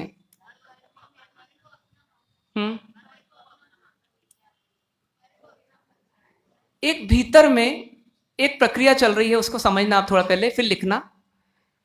जैसे किसी वस्तु का ज्ञान होता है, हमारे भीतर में उस वस्तु का विश्लेषण होता है। वो अच्छी है, बुरी है, अनुकूल है, प्रतिकूल है, आदरने योग्य, छोड़ने योग्य, ऐसा अंदर में एक विश्लेषण होता है। उस विश्लेषण के साथ जुड़ा हुआ, उस विश्लेषण का आधार हमारे भीतर की इष्ट अनिष्ट बुद्धि होती है। क्या होती है? इष्ट अनिष्ट बुद्धि। इष्ट मतलब इच्छित, अनिष्ट मतलब अनिच्छित। मतलब इष्ट मतलब जो चाहिए, वांटेड, अनिष्ट मतलब अनवांटेड। एक अंदर में एक बुद्धि बनी हुई है जिसको हम मान्यता बोलते हैं, झूठी मान्यता बनी हुई है, गलत मान्यता बनी हुई है, जिसमें हम परमयी सुख और परमयी दुख की बुद्धि पैदा करते रहते हैं। उसका नाम मोह है। वो मोह शब्दों में मत समझना आप, क्योंकि मोह तो साधारणतया शब्दों में, साहित्य में ही प्रयोग होता है, पर वो शब्द अलग है और शास्त्रीय मोह अलग है। शास्त्रीय मोह यह है कि जो पर में इष्ट अनिष्ट बुद्धि है, इसी का नाम मोह है। पर में इष्ट अनिष्ट बुद्धि है, इसका नाम मोह है। और सरल भाषा में कहें तो पर में अच्छे या बुरे की जो मान्यता है, उसका नाम मोह है। और सरल कहें तो हमारे कंसेप्ट्स में, हमारे विचारधाराओं में, हमारे सिद्धांतों में जो गलती है, उसका नाम मोह है। मतलब गलत सिद्धांत बन गया कि जहां सुख भी नहीं, जहां दुख भी नहीं, वहां हमारे को सुख या दुख की बुद्धि हो रही है, सुख या दुख की मान्यता बन रही है। तो इसी का नाम क्या है? इसी का नाम मोह है। जैसे पेड़ होता है तो पेड़ में अपने को शाखा भी दिखती, तना भी दिखता है, फल और पत्ती सब दिखते हैं, लेकिन क्या नहीं दिखती? जड़ नहीं दिखती। लेकिन उस पेड़ का कारण कौन है? वास्तव में जड़ है। उसी प्रकार से हमको इच्छा दिख सकती है, राग द्वेष भी दिख जाते हैं, लेकिन राग द्वेष की भी जड़ ये मोह है। ये दिखती नहीं, लेकिन देखने वाले को दिखती भी है। अपने अंदर गलत मान्यता बन गई कोई। जैसे अपन एक सामान्य उदाहरण समझें कि किसी व्यक्ति के बारे में मैंने कोई गलत इमेज बना ली, ये बुरा है। अब जैसे ये इमेज बनी, अब जब भी वो आता है मेरे सामने तो मुझे द्वेष आ जाता है, और द्वेष आने के बाद फिर उसको हटाने की इच्छा होती है, निकल जाता हूं यहां से। ये इच्छा भी दिख गई, वो द्वेष भी दिख गया, क्योंकि वो अशांति पैदा कर रहा है, लेकिन उस द्वेष की जड़ क्या है? वो इमेज है। ऐसी अंदर में पर के प्रति एक गहरी इमेज बन गई, जिसको हम बोलते हैं मान्यता बन गई, और उसी का नाम क्या है? उसी का नाम मोह है। 4 गति 84 लाख योनियों में भटकते भटकते अनादिकाल से हमारी ये गलत मान्यता बनी हुई है कि परमई सुख है, परमई दुख है। और इस मान्यता का नाम ही क्या है? इस मान्यता का नाम ही मोह है। आती बात समझ में? और एक उदाहरण लें अपन कि एक व्यक्ति को पक्का विश्वास है कि मैं जिसका मकान ढूंढ रहा हूं वो मकान राइट साइड में, और उसके साथ एक अनुभवी व्यक्ति है, समझदार व्यक्ति है, जानकार व्यक्ति है, और वो बोलता है कि नहीं, लेफ्ट साइड में।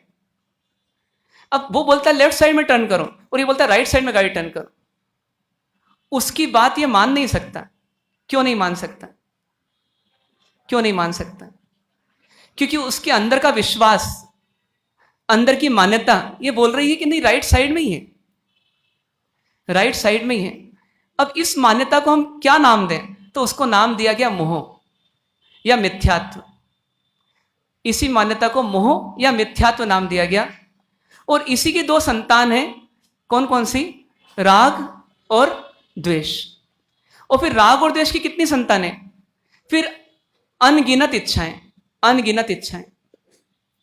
ये पूरा का पूरा वृक्ष है हमारा, जिसकी जड़ है मोह। तो मोक्ष मतलब क्या? मोक्ष मतलब क्या? मुक्ति। किससे मुक्ति? किससे मुक्ति? तो दुख से मुक्ति। तो वो दुख से मुक्ति कब होगी? जब पर में सुख ढूंढने का प्रयास खत्म होगा, पर में दुख ढूंढने का प्रयास खत्म होगा, क्योंकि सुख और दुख तो अंदर से है वास्तव। तो जब ये प्रयास खत्म करने की बारी आएगी तो खत्म कौन नहीं करने देगा? ये मोह खत्म नहीं करने देगा, ये विपरीत मान्यता खत्म नहीं करने देगी। तो इसीलिए एक ऐसा पुरुषार्थ जिसे मोह से मुक्ति मिल जाए, पूरी तरह से मोह का सफाया हो जाए, तो उसका नाम क्या है? उसका नाम मोक्ष है। इसलिए ये सब परिभाषाएं हमारे को उस असली सत्य तक पहुंचा रही है जो मोक्ष है। अभी हमने मोक्ष मतलब कोई एक स्थान, कोई एक व्यवस्था, 8 कर्मों से मुक्ति आदि कुछ कुछ रूप में मान लिया, लेकिन पूर्णतया नहीं माना, सही रूप में नहीं माना। तो वास्तव में जानकारी के तौर पे हमारी जानकारी सही होती है, उत्तर भी सही निकलता है, लेकिन फीलिंग्स के स्तर पे हम नहीं आ पाते। हम ये बोलते हैं कर्मों से मुक्त होना है। अब कर्मों से मुक्त कैसे होना? तो वो रास्ता नहीं पता। क्यों नहीं पता? क्योंकि उसकी जिज्ञासा नहीं। क्यों जिज्ञासा नहीं? क्योंकि हमने उसको समझने का प्रयास ही नहीं किया। और फिर क्या होता है? फिर गलत नीतियों के आधार पर कुछ गलत अपने अंदर की सोच बन जाती है। मैं ऐसा करूंगा तो मैं कर्मों से मुक्त हो जाऊंगा, मैं वैसा करूंगा तो कर्मों से मुक्त हो जाऊंगा। जैसे कि 1503 तापस, वो कर्मों से मुक्ति का ही प्रयास कर रहे थे, लेकिन उनका प्रयास कुछ अलग चल रहा था। कोई एक पांव पर खड़ा था, कोई सूर्य की आतप अपना ले रहा था, कोई दोनों हाथ ऊपर खड़ा करके खड़ा था, कोई कई दिनों से भूखा था। मतलब प्रयास तो कर रहे थे, लक्ष्य उनका सही था, लेकिन उनके पास लक्ष्य तक पहुंचने की समझ सही नहीं थी। तो इसलिए एक चौथा पुरुषार्थ हो गया कि जिसमें हम बाहर से कुछ नहीं करते, अंदर से मोह, राग, द्वेष, इच्छाएं पर विजय प्राप्त करते हैं। परिणाम स्वरूप कर्म पर विजय होती है।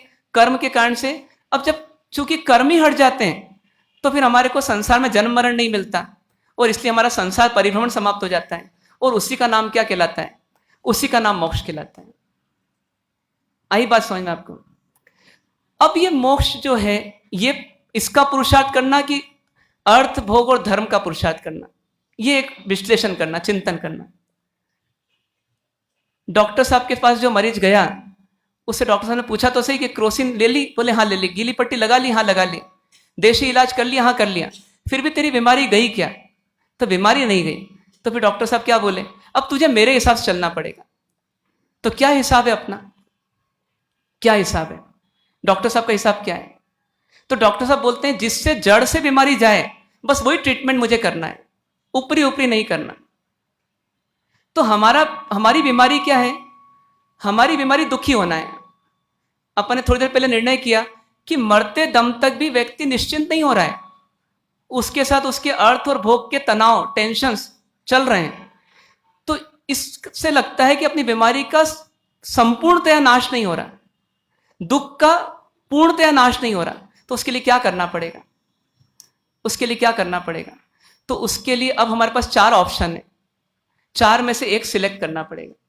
कौन सा सिलेक्ट करना? कौन सा सिलेक्ट करना? अर्थ को, भोग को, धर्म को कि मोक्ष को? क्यों? किस किस को मोक्ष का पुरुषार्थ करना? फिर अगला प्रश्न की तैयार रहना। बताइए, किस किस को करना? डर लगता है। क्यों करना आपको? पीछे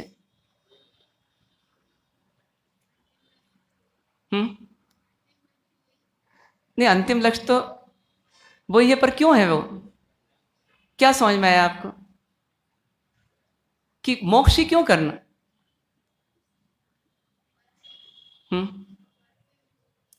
पर से हट करके। पहली बात तो अर्थ और भोग में दुख है क्या? ये लगा क्या? और फील हो सकता है अपने जीवन के अनुभवों से। जिसको ये फील नहीं हुआ अर्थ और भोग में दुख है, वो तो वहीं अटका रहेगा। पहली बात तो अर्थ और भोग का फैसला होना चाहिए। भले हम अर्थ और भोग को छोड़े नहीं अभी, लेकिन फैसला करना पड़ेगा, निर्णय करना पड़ेगा कि ये जाति या ये दिशा सही नहीं है। फिर आएगा दूसरा, तीसरा धर्म का। तो धर्म में एक ही प्रॉब्लम है कि धर्म में पुण्य होने के बाद सदगति मिलती है, पर हमेशा के लिए नहीं।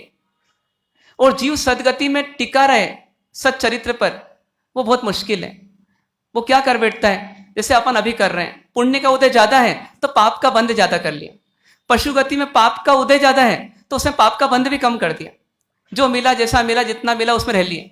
लेकिन अभी इफरादी है, अभी अहंकार है, मैं सब कर सकता हूं, हर तरह का पाप कर सकता हूं।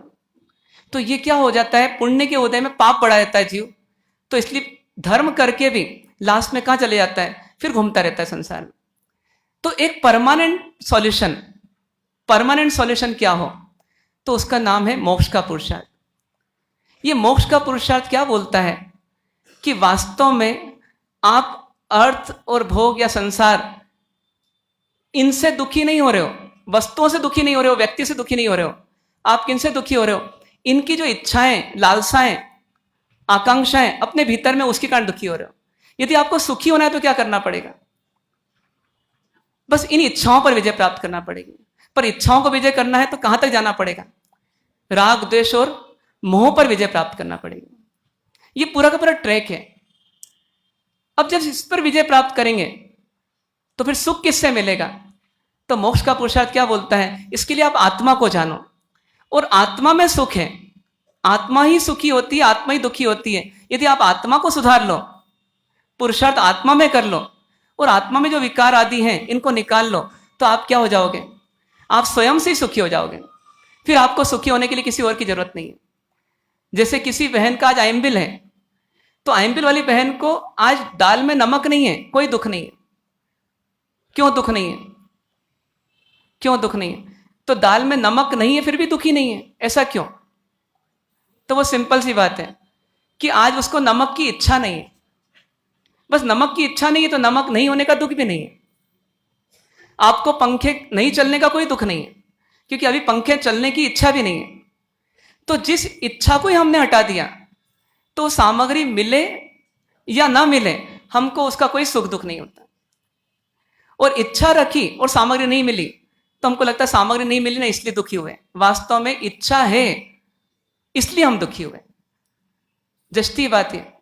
इसलिए मोक्ष का पुरुषार्थ मतलब परमात्मा के द्वारा दिया गया उपदेश एक ही है कि आप मोक्ष का पुरुषार्थ करो। हमारे देवगुरु धर्म कल अपन ने तय किया ना, ये हमारे क्या हैं, ये हमारे परम हितैषी हैं, परम मित्र हैं। ये हमको गलत राह नहीं बताएंगे कभी। ये तो वो पवित्र आत्मा है जो किसी का बुरा नहीं चाहती, तो हमारा बुरा क्यों चाहेगी।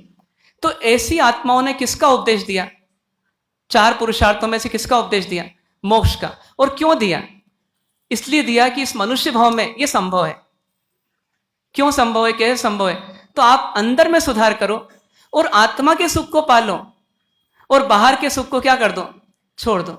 तो इसी से क्या मिलेगा, आपको सच्चा सुख मिलेगा। और कर्मों का बंध भी नहीं होगा, क्योंकि आप बाहर में सुख ढूंढ ही रहे हो, तो मोह नहीं रहेगा, राग द्वेष नहीं रहेगा, इच्छाएं नहीं रहेगी, कर्म नहीं रहेगा, संसार नहीं रहेगा।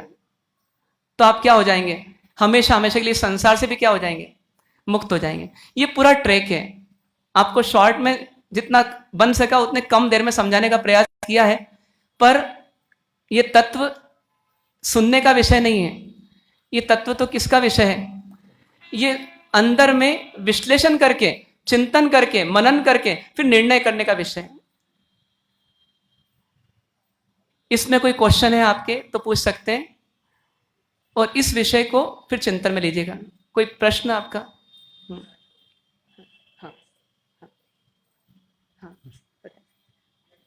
हाँ, हाँ, आराम से जितनी देर। प्रश्न किसी के हो तो हाथ ऊंचे करो, बोले। स्लिप दे, स्लिप।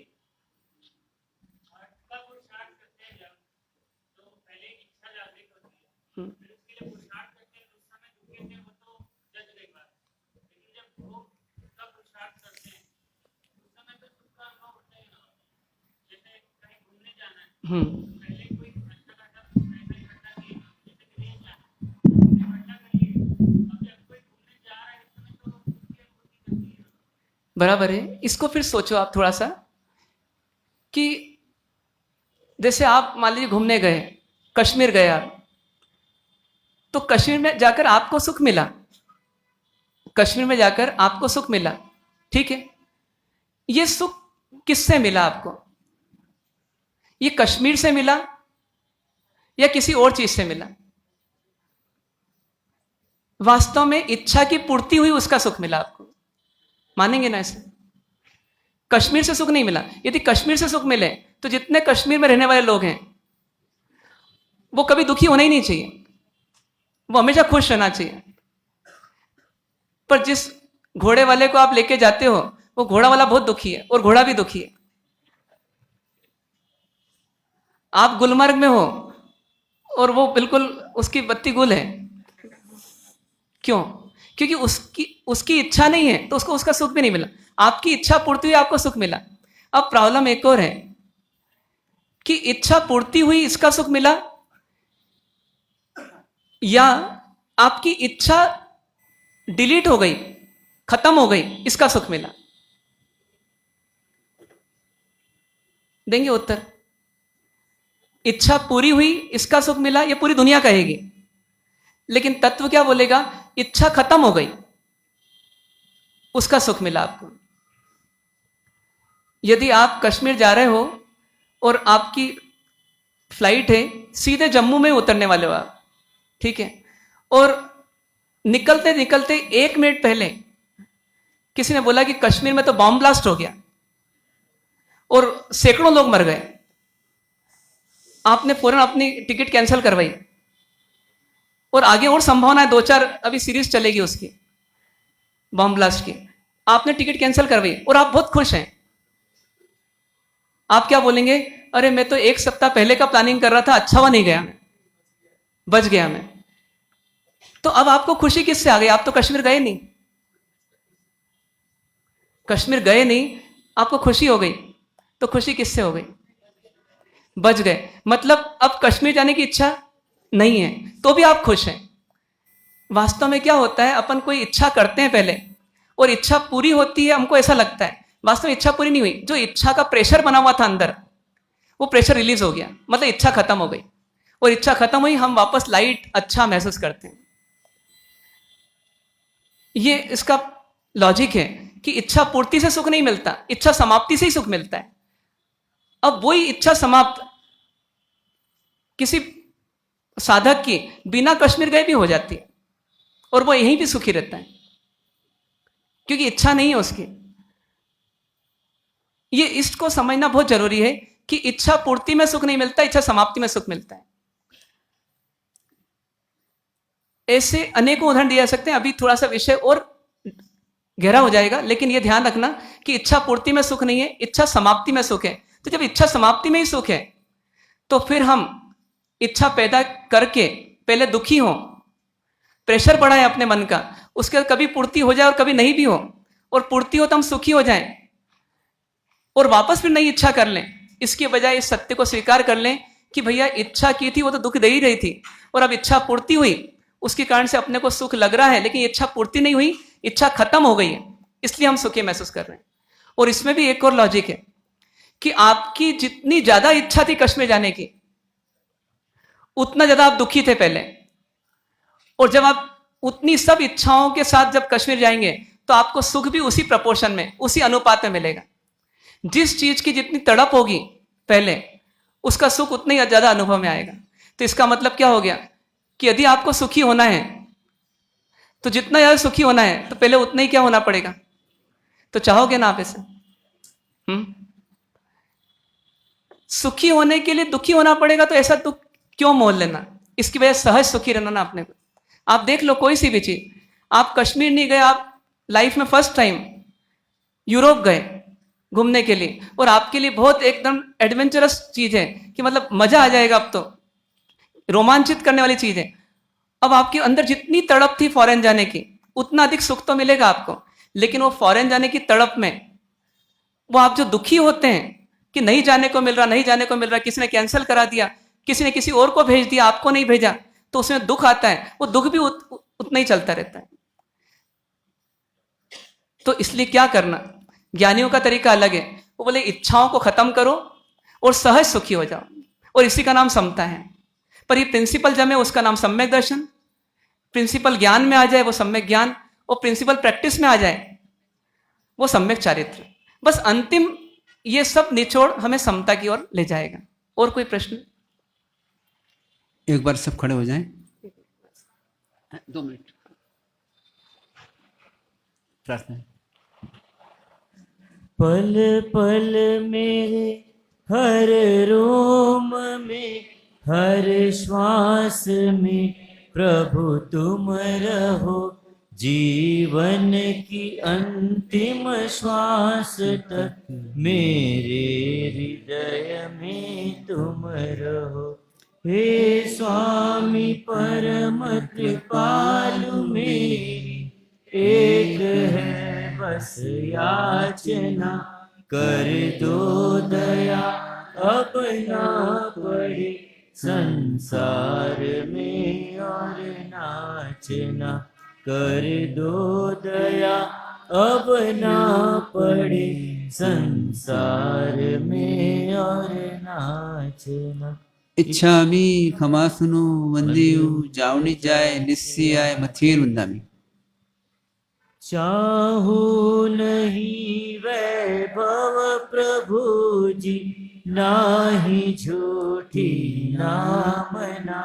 जग बंधु अंतर्यामी मेरी एक है बस कामना। भव भव मिले शासन तेरा, प्रभु चरण सेवा पाऊं मैं। शीतल चरण की हमें वितराग खुद बन जाऊं मैं।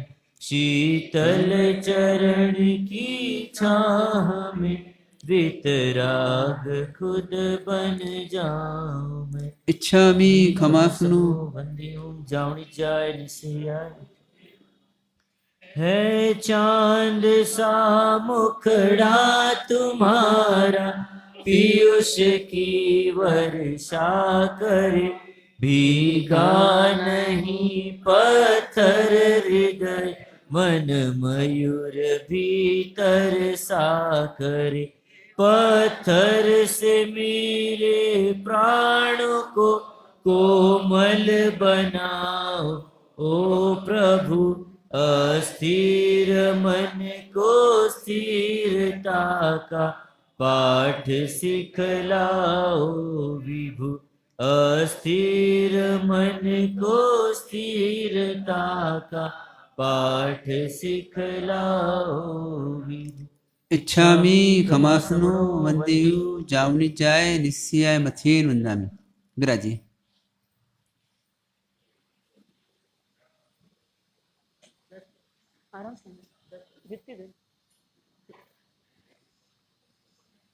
प्रभु परमात्मा देवादिदेव भगवान महावीर स्वामी के चरणों में वंदन। पाठ पे विराजित मुनि भगवंतों के चरणों में वंदन। आपने हमने सबने धर्म का यथार्थ स्वरूप क्या हो सकता है उसका ठीक से श्रवण करने का मौका मिला। आने वालों ने लाभ लिया, बैठने वालों ने चिंतन किया। और मुझे बार बार विचार आता है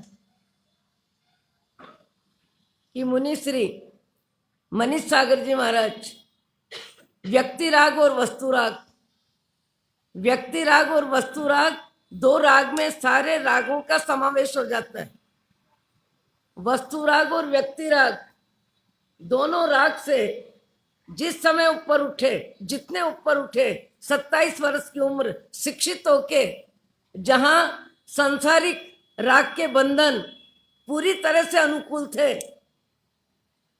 कार, बंगला, फैक्ट्री, स्कूटर, और हमारे सागरमल जी साहब जिनका नाम मैं बार बार लेती हूँ, विश्वविद्यालय के और बनारसी के, बनारस में किस संस्था के, पाठनाथ शोध संस्थान में आप भी 1 वर्ष का स्वाध्याय दीक्षित होने के बाद शायद किया।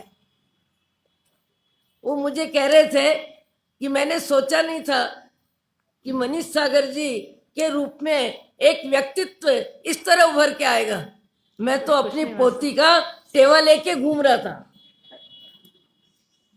कि इतना अच्छा योग फिर मेरी बेटी को कहाँ मिलेगा। एक नहीं अनेक व्यक्ति इस कोशिश में थे कि शिक्षित हो गए, वयस्क है और सारी अनुकूल सांसारिक परिस्थितियां हैं, पर कैसा भाग्य होगा, कैसा पूर्व की साधना होगी, कैसा निर्मल हृदय होगा, कैसा पवित्र मन होगा कि व्यक्ति राग और वस्तु राग से अपने मन को सर्वथा ऊपर उठा के पिता को सदगुरु के रूप में स्वीकार करके आज आपके हमारे सामने मुझे बार बार विचार आ रहा है, एक व्यक्ति अपने व्यक्तित्व को कितना ऊंचा उठा सकता है। हजारों हजारों व्यक्तियों के लिए मार्गदर्शक।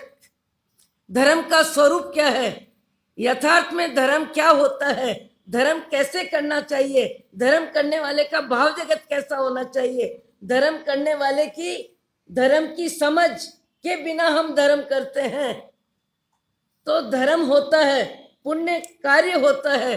हमारा भाव जगत क्रोध मान माया लोभ के व्यवसाय में जो का त्यों लिप्त रहता है, और कितना लिप्त रहता है, कैसे लिप्त रहता है। वास्तव में धर्म को समझ के धर्म का स्वरूप की व्याख्या जो सुनने को मिल रही है, यदि हम समझ के धर्म करेंगे तो सही में हमको धर्म का लाभ मिलेगा। अन्यथा धर्म क्रिया करने में कितने भी व्यक्ति आगे उठ जाते हैं, पर व्यक्ति राग और वस्तु राग से अपने मन को मुक्त नहीं कर सकते हैं। इच्छा राग जो का त्यों बना रहता है। इच्छा राग का स्वरूप व्यापक है। इच्छा राग जीवन के अंत समय तक रहता है, और धर्म क्रिया करने वालों को एक नहीं अनेकों को देखा, अनेक उदाहरण है। मेरे को तो संस्मरण की तरफ ही दिमाग चला जाता है। धर्म क्रिया करना, सामायिक करना, पूजा करना, व्याख्यान सुनना, और 75 वर्ष की आयु, और बेटा कहता है महाराज मेरी माँ को मंगलिक सुनाने चलो, मेरी माँ को मंगलिक सुनाने चलो। लगता है कब प्राण निकल जाएंगे।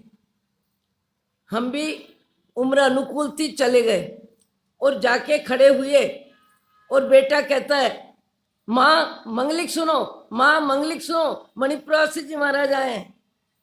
माँ कहती है महाराज आए ठीक है, ये बता बेटी रवाना हुई कि नहीं, बेटी कब पहुंच रही है। जीवन के अंतिम समय भी व्यक्ति राग और वस्तु राग जीवन में यदि ज्यों का त्यों बना रहता है तो धर्म करने वाले हम धर्मात्मा धर्म क्रिया का अहम कर सकते हैं, पर पाप रुचि कम नहीं होती, परिग्रह रुचि कम नहीं होती, स्वाद रुचि कम नहीं होती, इच्छाएं कम नहीं होती, तो हमारा धर्म पुण्य के क्षेत्र में देवगति की हवा खिला देगा। पर उसके बाद भी धर्म का लाभ, धर्म को समझ के यदि हम धर्म करेंगे तो ही धर्म का लाभ मिलेगा। मैंने एक ऐसी महिला को देखा, बहुत वर्ष पहले की बात है, बहुत बड़ा बंगला है, बहुत बड़ी व्यवस्था है, पर महिला का शरीर मुश्किल से होगा 35-36 किलो, 38 किलो वजन, एक बिस्तर पे लेटी है। बड़ा बंगला है, बड़ा परिवार है, बड़ा पैसा है, सब कुछ है। उसके बाद 2 मिनट मैंने उनसे बात की कि महाराज 40 किलो दूध होता है, पर मैं तो तरस जाती हूँ पाव दूध पीने के लिए, तरस जाती हूँ। ये इच्छा राग, ये शरीर का राग, ये पदार्थ का राग, मैं तो तरस जाती हूँ पाव दूध पीने के लिए। मैंने कहा क्यों? कि मेरा शरीर दूध को बर्दाश्त ही नहीं करता, 10-15 बार मुझे लैट्रिन हो जाती है। इतना बड़ा बंगला है पर मैं घूम नहीं सकती, पर घूमने की इच्छा है, घूम नहीं सकती। नए कपड़े बहुत है पर पहन नहीं सकती, अभाव नहीं है, पर और शारीरिक क्षमता भी भोग रुचि को स्वीकार नहीं है, पर उसके बाद भी भोग रुचि भाव में बनी हुई है। मैंने उन माँ साहब को कहा जब आप बिस्तर से उठते ही नहीं हैं, जब अलमारी खोलते ही नहीं है, घर में घूमते ही नहीं है, पाव दूध पी नहीं सकते हैं, तो फिर आप ऐसा करो कि जो आपके शरीर पे 4 सोने की चूड़ी है, चैन है, जो भी है, उसको रख करके सारे परिग्रह का त्याग कर दो। जब आपके लिए उपयोगी ही नहीं है तो सारे परिग्रह का त्याग कर दो, क्योंकि भाव में परिग्रह का राग कितने कर्म बंधन करवाता है।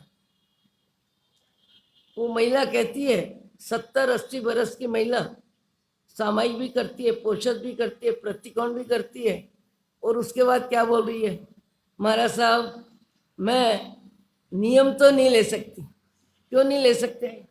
क्या है नहीं लेना? नहीं महाराज, परसों मेरी समधन आई थी और उसके हाथ की चूड़ी देखी, मेरे को डिजाइन पसंद आ गई, मैंने चूड़ी नई बनवाने के लिए ऑर्डर दे दिया। तृष्णा तूने गई मेरे मन से, भोगा करता हूं भोगों से, बुझ जावेगी इच्छा ज्वाला। पर भोग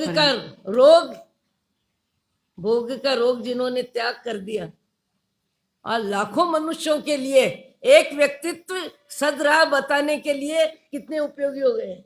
यदि विवाहित होते तो क्या होता? क्या होता?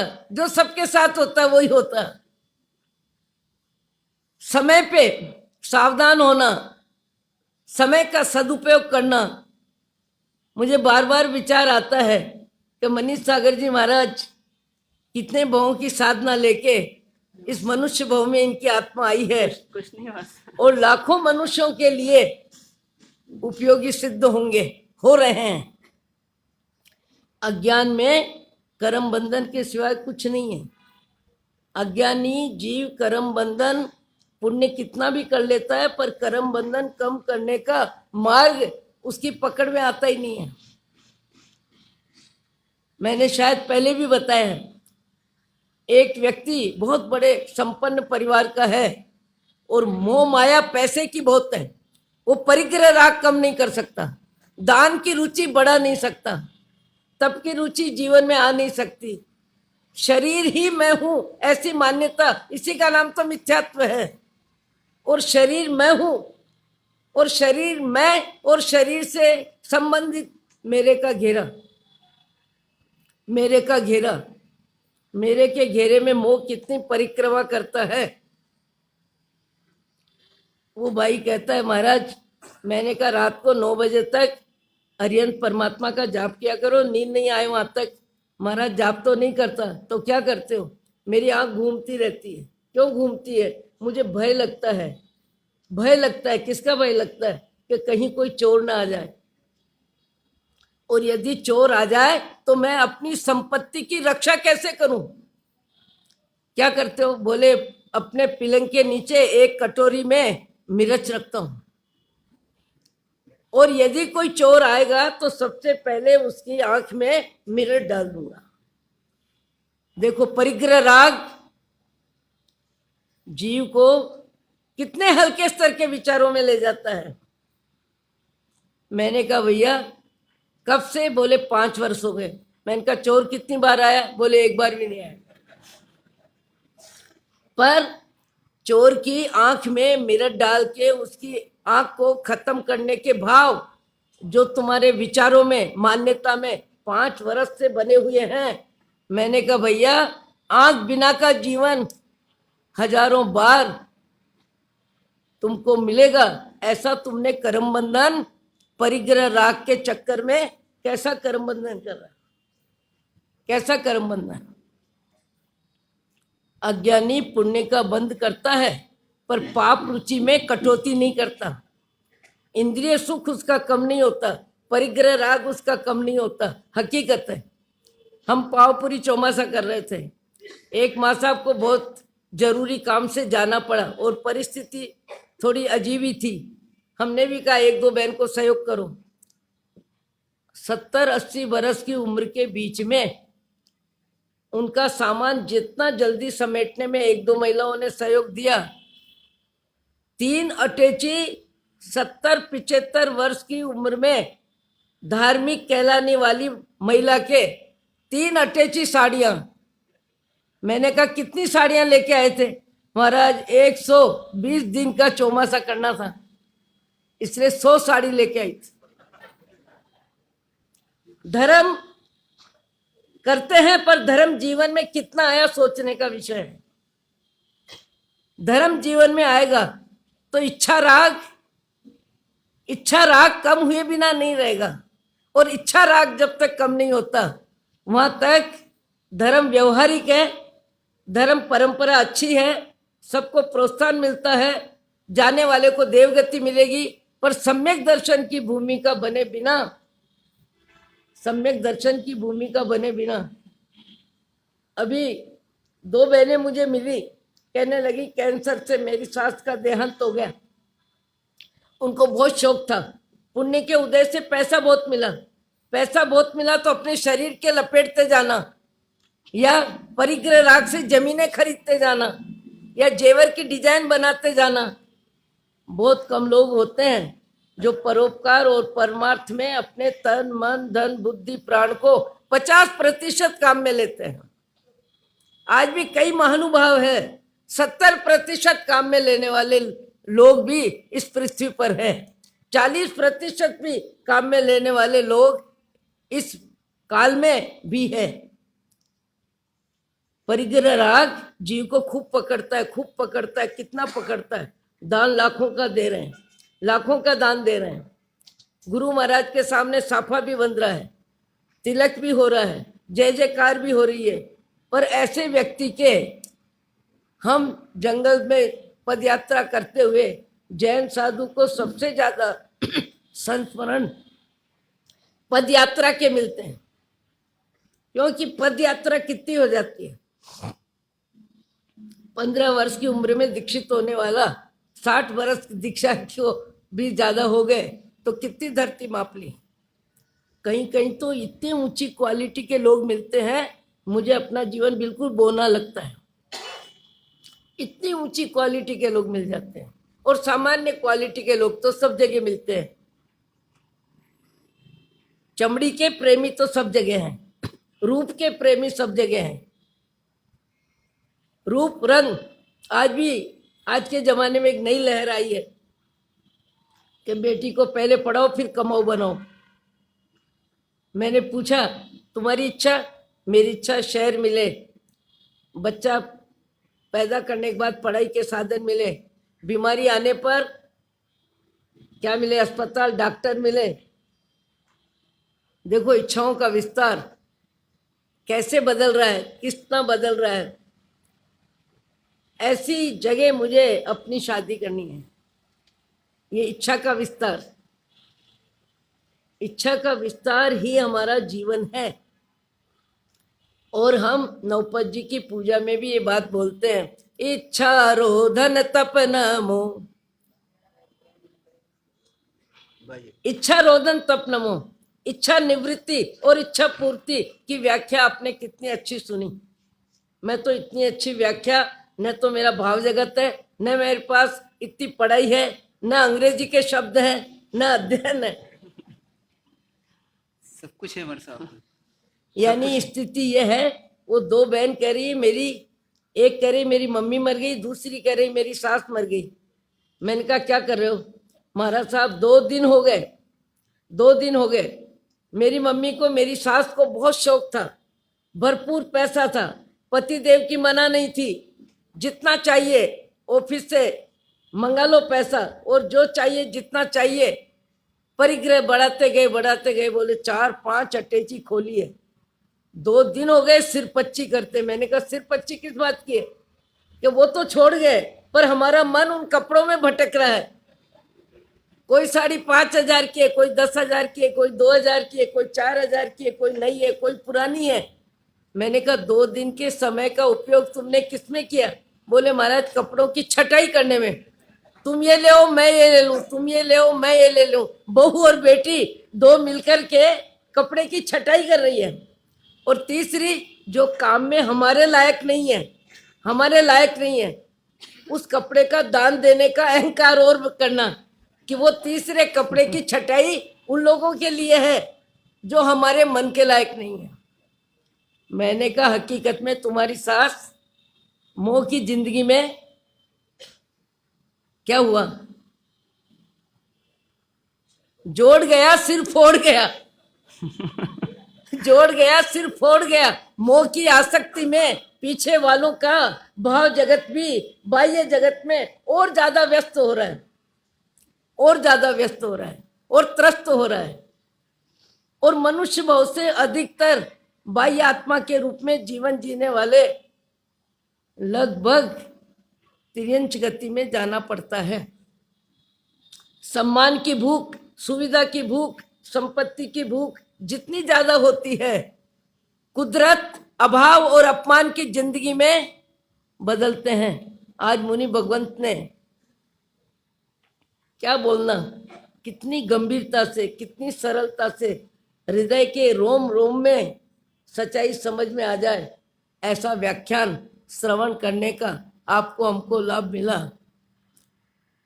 मैं बार बार एक बात बोलती हूँ कि धर्म समझ में आना सबसे जरूरी है, पर धर्म समझ में आवे इसके लिए रुचि भी होना, पुरुषार्थ भी होना और तथा प्रकार का स्वाध्याय का योग भी बनना। योग भी मिलता है, पर योग मिलता है, पर योग्यता के बिना योग का उपयोग भी कहाँ कोई करता है। योग का उपयोग, योग का वियोग तो निश्चित है, पर योग का उपयोग कौन कितना करता है। जिंदगी का समापन होता है, पर परिग्रह राग कम नहीं होता। परिग्रह का राग सबसे ज्यादा संतुष्ट किसके लिए करता है? संतान के लिए, संतान के लिए संतुष्ट करता है। अभी एक व्यक्ति आए, मैंने कहा भैया परमात्मा का मंदिर 1500 वर्ष के लिए बन रहा है, राजस्थान की एक पहचान बनेगा, हजारों लाखों मनुष्य आएंगे और मंदिर में परमात्मा भक्ति का लाभ लेंगे, परमात्मा का गुणगान बाप जी रोज कर रहे हैं। बोले ठीक है मार साहब, अभी तो मेरी लड़की की शादी का समय है, इसलिए 11 लाख का लाभ ले लूंगा।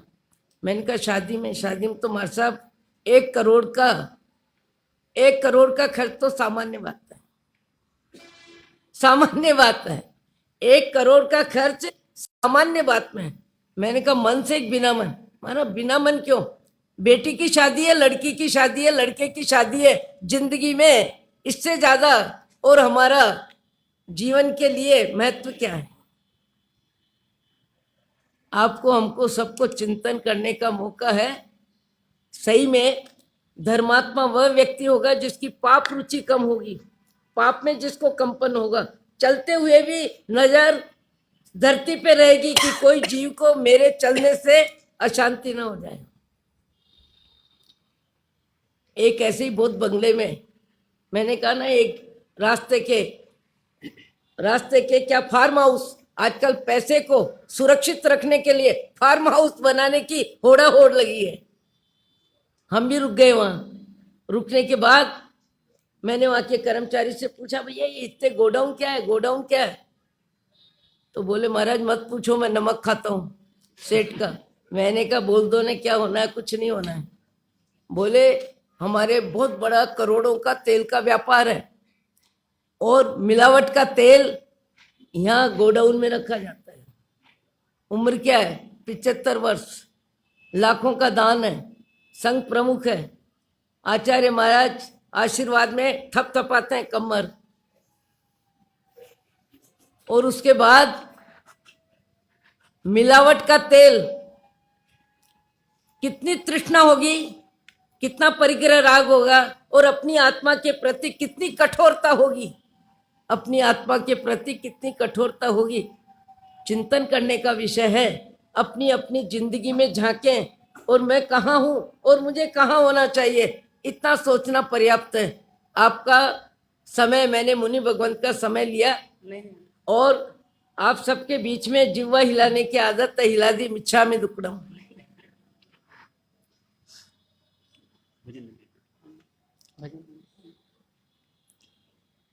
लाखों के लिए उपयोगी बन गए महाराज। व्यक्ति राग वस्तु राग में फंसते तो क्या होता?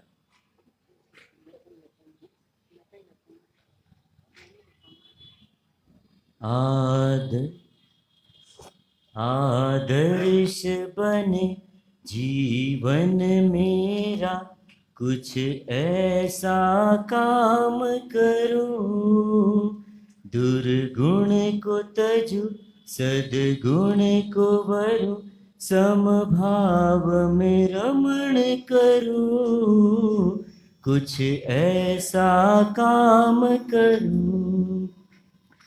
प्रभु वर के नित गुण गाऊं, श्रद्धा से शीश नवाऊं।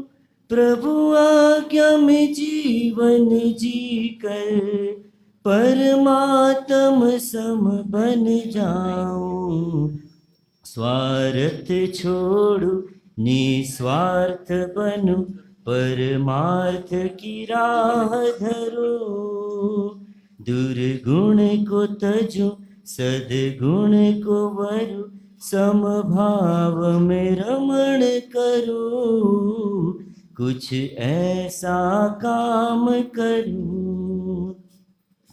मरुधर में हो या मधुबन, अनुशासन में मन होवे। पर धन नारी न लुभाऊं, मन अपना वश ना खोवे। व्यसनों को तजूं, पापों से बचूं, समता रस पान करूं। दुर्गुण को तजूं, सद्गुण को वरूं, समभाव में रमण करूं, कुछ ऐसा काम करूं। ना रखूं अपेक्षा किसी से, पर काम सभी के आऊं। श्रम से व स्वावलंबन से निज जीवन को मैं सजाऊं। आलस्य तजूं, श्रमशील बनूं, कुछ निज पुण्य भंडार भरूं। दुर्गुण को तजूं, सद्गुण को वरूं, समभाव में रमण करूं, कुछ ऐसा काम करूं। आत्म की गहराई में निश दिन मैं गोते लगाऊं। सुख शांति और आनंद के मोती वहाँ से पाऊं। गुरु महेंद्र कहे स्वविवेक जगे, निज में विश्राम करूं। दुर्गुण को तजूं, सद्गुण को समभाव में रमण करूं, कुछ ऐसा काम करूं। आदर्श बने जीवन मेरा, कुछ ऐसा काम करूं। दुर्गुण को तजूं, सद्गुण को वरूं, समभाव में रमण करूं, कुछ ऐसा काम करूं। सहजानंदी शुद्ध स्वरूपी हो अविनाशी आत्म स्वरूपी। देह मरे छे હું નથી મરતો, હું અવિનાશી આત્મ સ્વરૂપી સહજાનંદી શુદ્ધ સ્વરૂપી। હું અવિનાશી આત્મ સ્વરૂપી દેહ મરે છે હું નથી મરતો, હું અવિનાશી આત્મ સ્વરૂપી સહજાનંદી શુદ્ધ સ્વરૂપી। હું અવિનાશી આત્મ સ્વરૂપી દેહ મરે છે હું નથી મરતો, હું અવિનાશી આત્મ સ્વરૂપી। परम परमात्मा आदिनाथ भगवान के चरणों में शत शत नमन। अध्यात्म योगी परम पूज्य महेंद्र सागर जी महाराज साहब, युवा मनीषी परम पूज्य मनीष सागर जी महाराज साहब, सभी साधु भगवान, परम पूज्य मरुधर ज्योति मणिप्रभा श्री जी महाराज साहब एवं सभी साध्वी मंडल के चरणों में मेरा कोटिशय वंदन। आज शिविर का तीसरा दिवस और यह दूसरा सत्र। प्रथम दिवस में हमने समता की परिभाषा व ध्यान के माध्यम से वर्तमान में जीने की कला के बारे में जाना। द्वितीय दिवस समता में जीने के आलंबन, सहायक, देव गुरु धर्म के बारे में विस्तृत में जानकारी हमें मिली। इन आलंबनों से अहोभाव के साथ कैसे जुड़ें उसके मार्ग बताए गए। साथ ही शांति निराकुल जीने की कला बताई गई। No fight no flight, only freeze freeze freeze. तीसरा दिवस आज हमें आत्मा में जीना व समता में रहना के विकल्प व मार्ग बताए गए। हमें अर्थ व भोग के पुरुषार्थ पर ब्रेक लगाते हुए धर्म व मोक्ष के पुरुषार्थ करना है। परम पूज्य गुरुवर्य ने अपने संस्मरण के माध्यम से बताया कि वस्तु राग, व्यक्ति राग मरणासन पर भी नहीं छूटते हैं। वस्तु राग, व्यक्ति राग से ऊपर उठकर मार्गदर्शक बने हमारे गुरु भगवंत के चरणों में हम सभी शत शत वंदन करते हैं। गुरु भगवंतों द्वारा दिनचर्या में हमारे होने वाले घटनाओं का उदाहरण देते हुए सही क्या है बताया जा रहा है। हम सभी नतमस्तक होके गुरु भगवंतों के चरणों में शत शत वंदन करते हैं। एक सूचना मैं आपको दे दूं, बाकी तो सभी सूचना यथावत है। धर्मशाला के जो कमरों के बाहर पानी के कैन रखे गए हैं, कुछ लोगों को शायद पता नहीं थी, उसमें गर्म पानी रहता है। अब गर्म पानी भी काल अनुसार दोनों कालों का बदल दिया जाता है, उसी हिसाब से नए कैन रख दिए जाते हैं दूसरे काल आने में, तो वह आप उसका उपयोग कर सकते हैं। जय महावीर। मांगलिक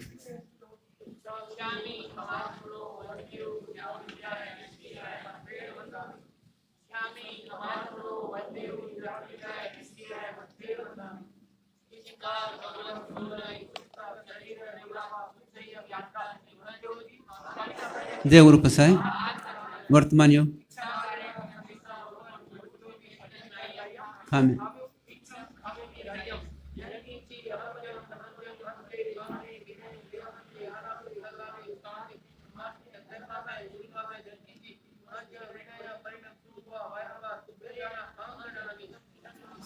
धर्म लाभ सबको।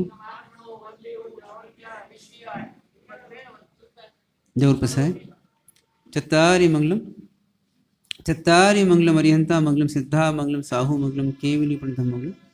चत्तारि लोकोत्तम अरिहंता लोकोत्तम सिद्धा लोकोत्तम साहू लोकोत्तम केवली प्रणतम लोकोत्तम। चत्तारि शरणं पवज्जामि अरिहन्ते शरणं पवज्जामि सिद्धे शरणं पवज्जामि साहू शरणं पवज्जामि केवली प्रणतम शरणं पवज्जामि। सर्वमंगल मंगलम कल्याण कारणम प्रधानम सर्वधर्मानां जैनम जयति शास्त्रम्।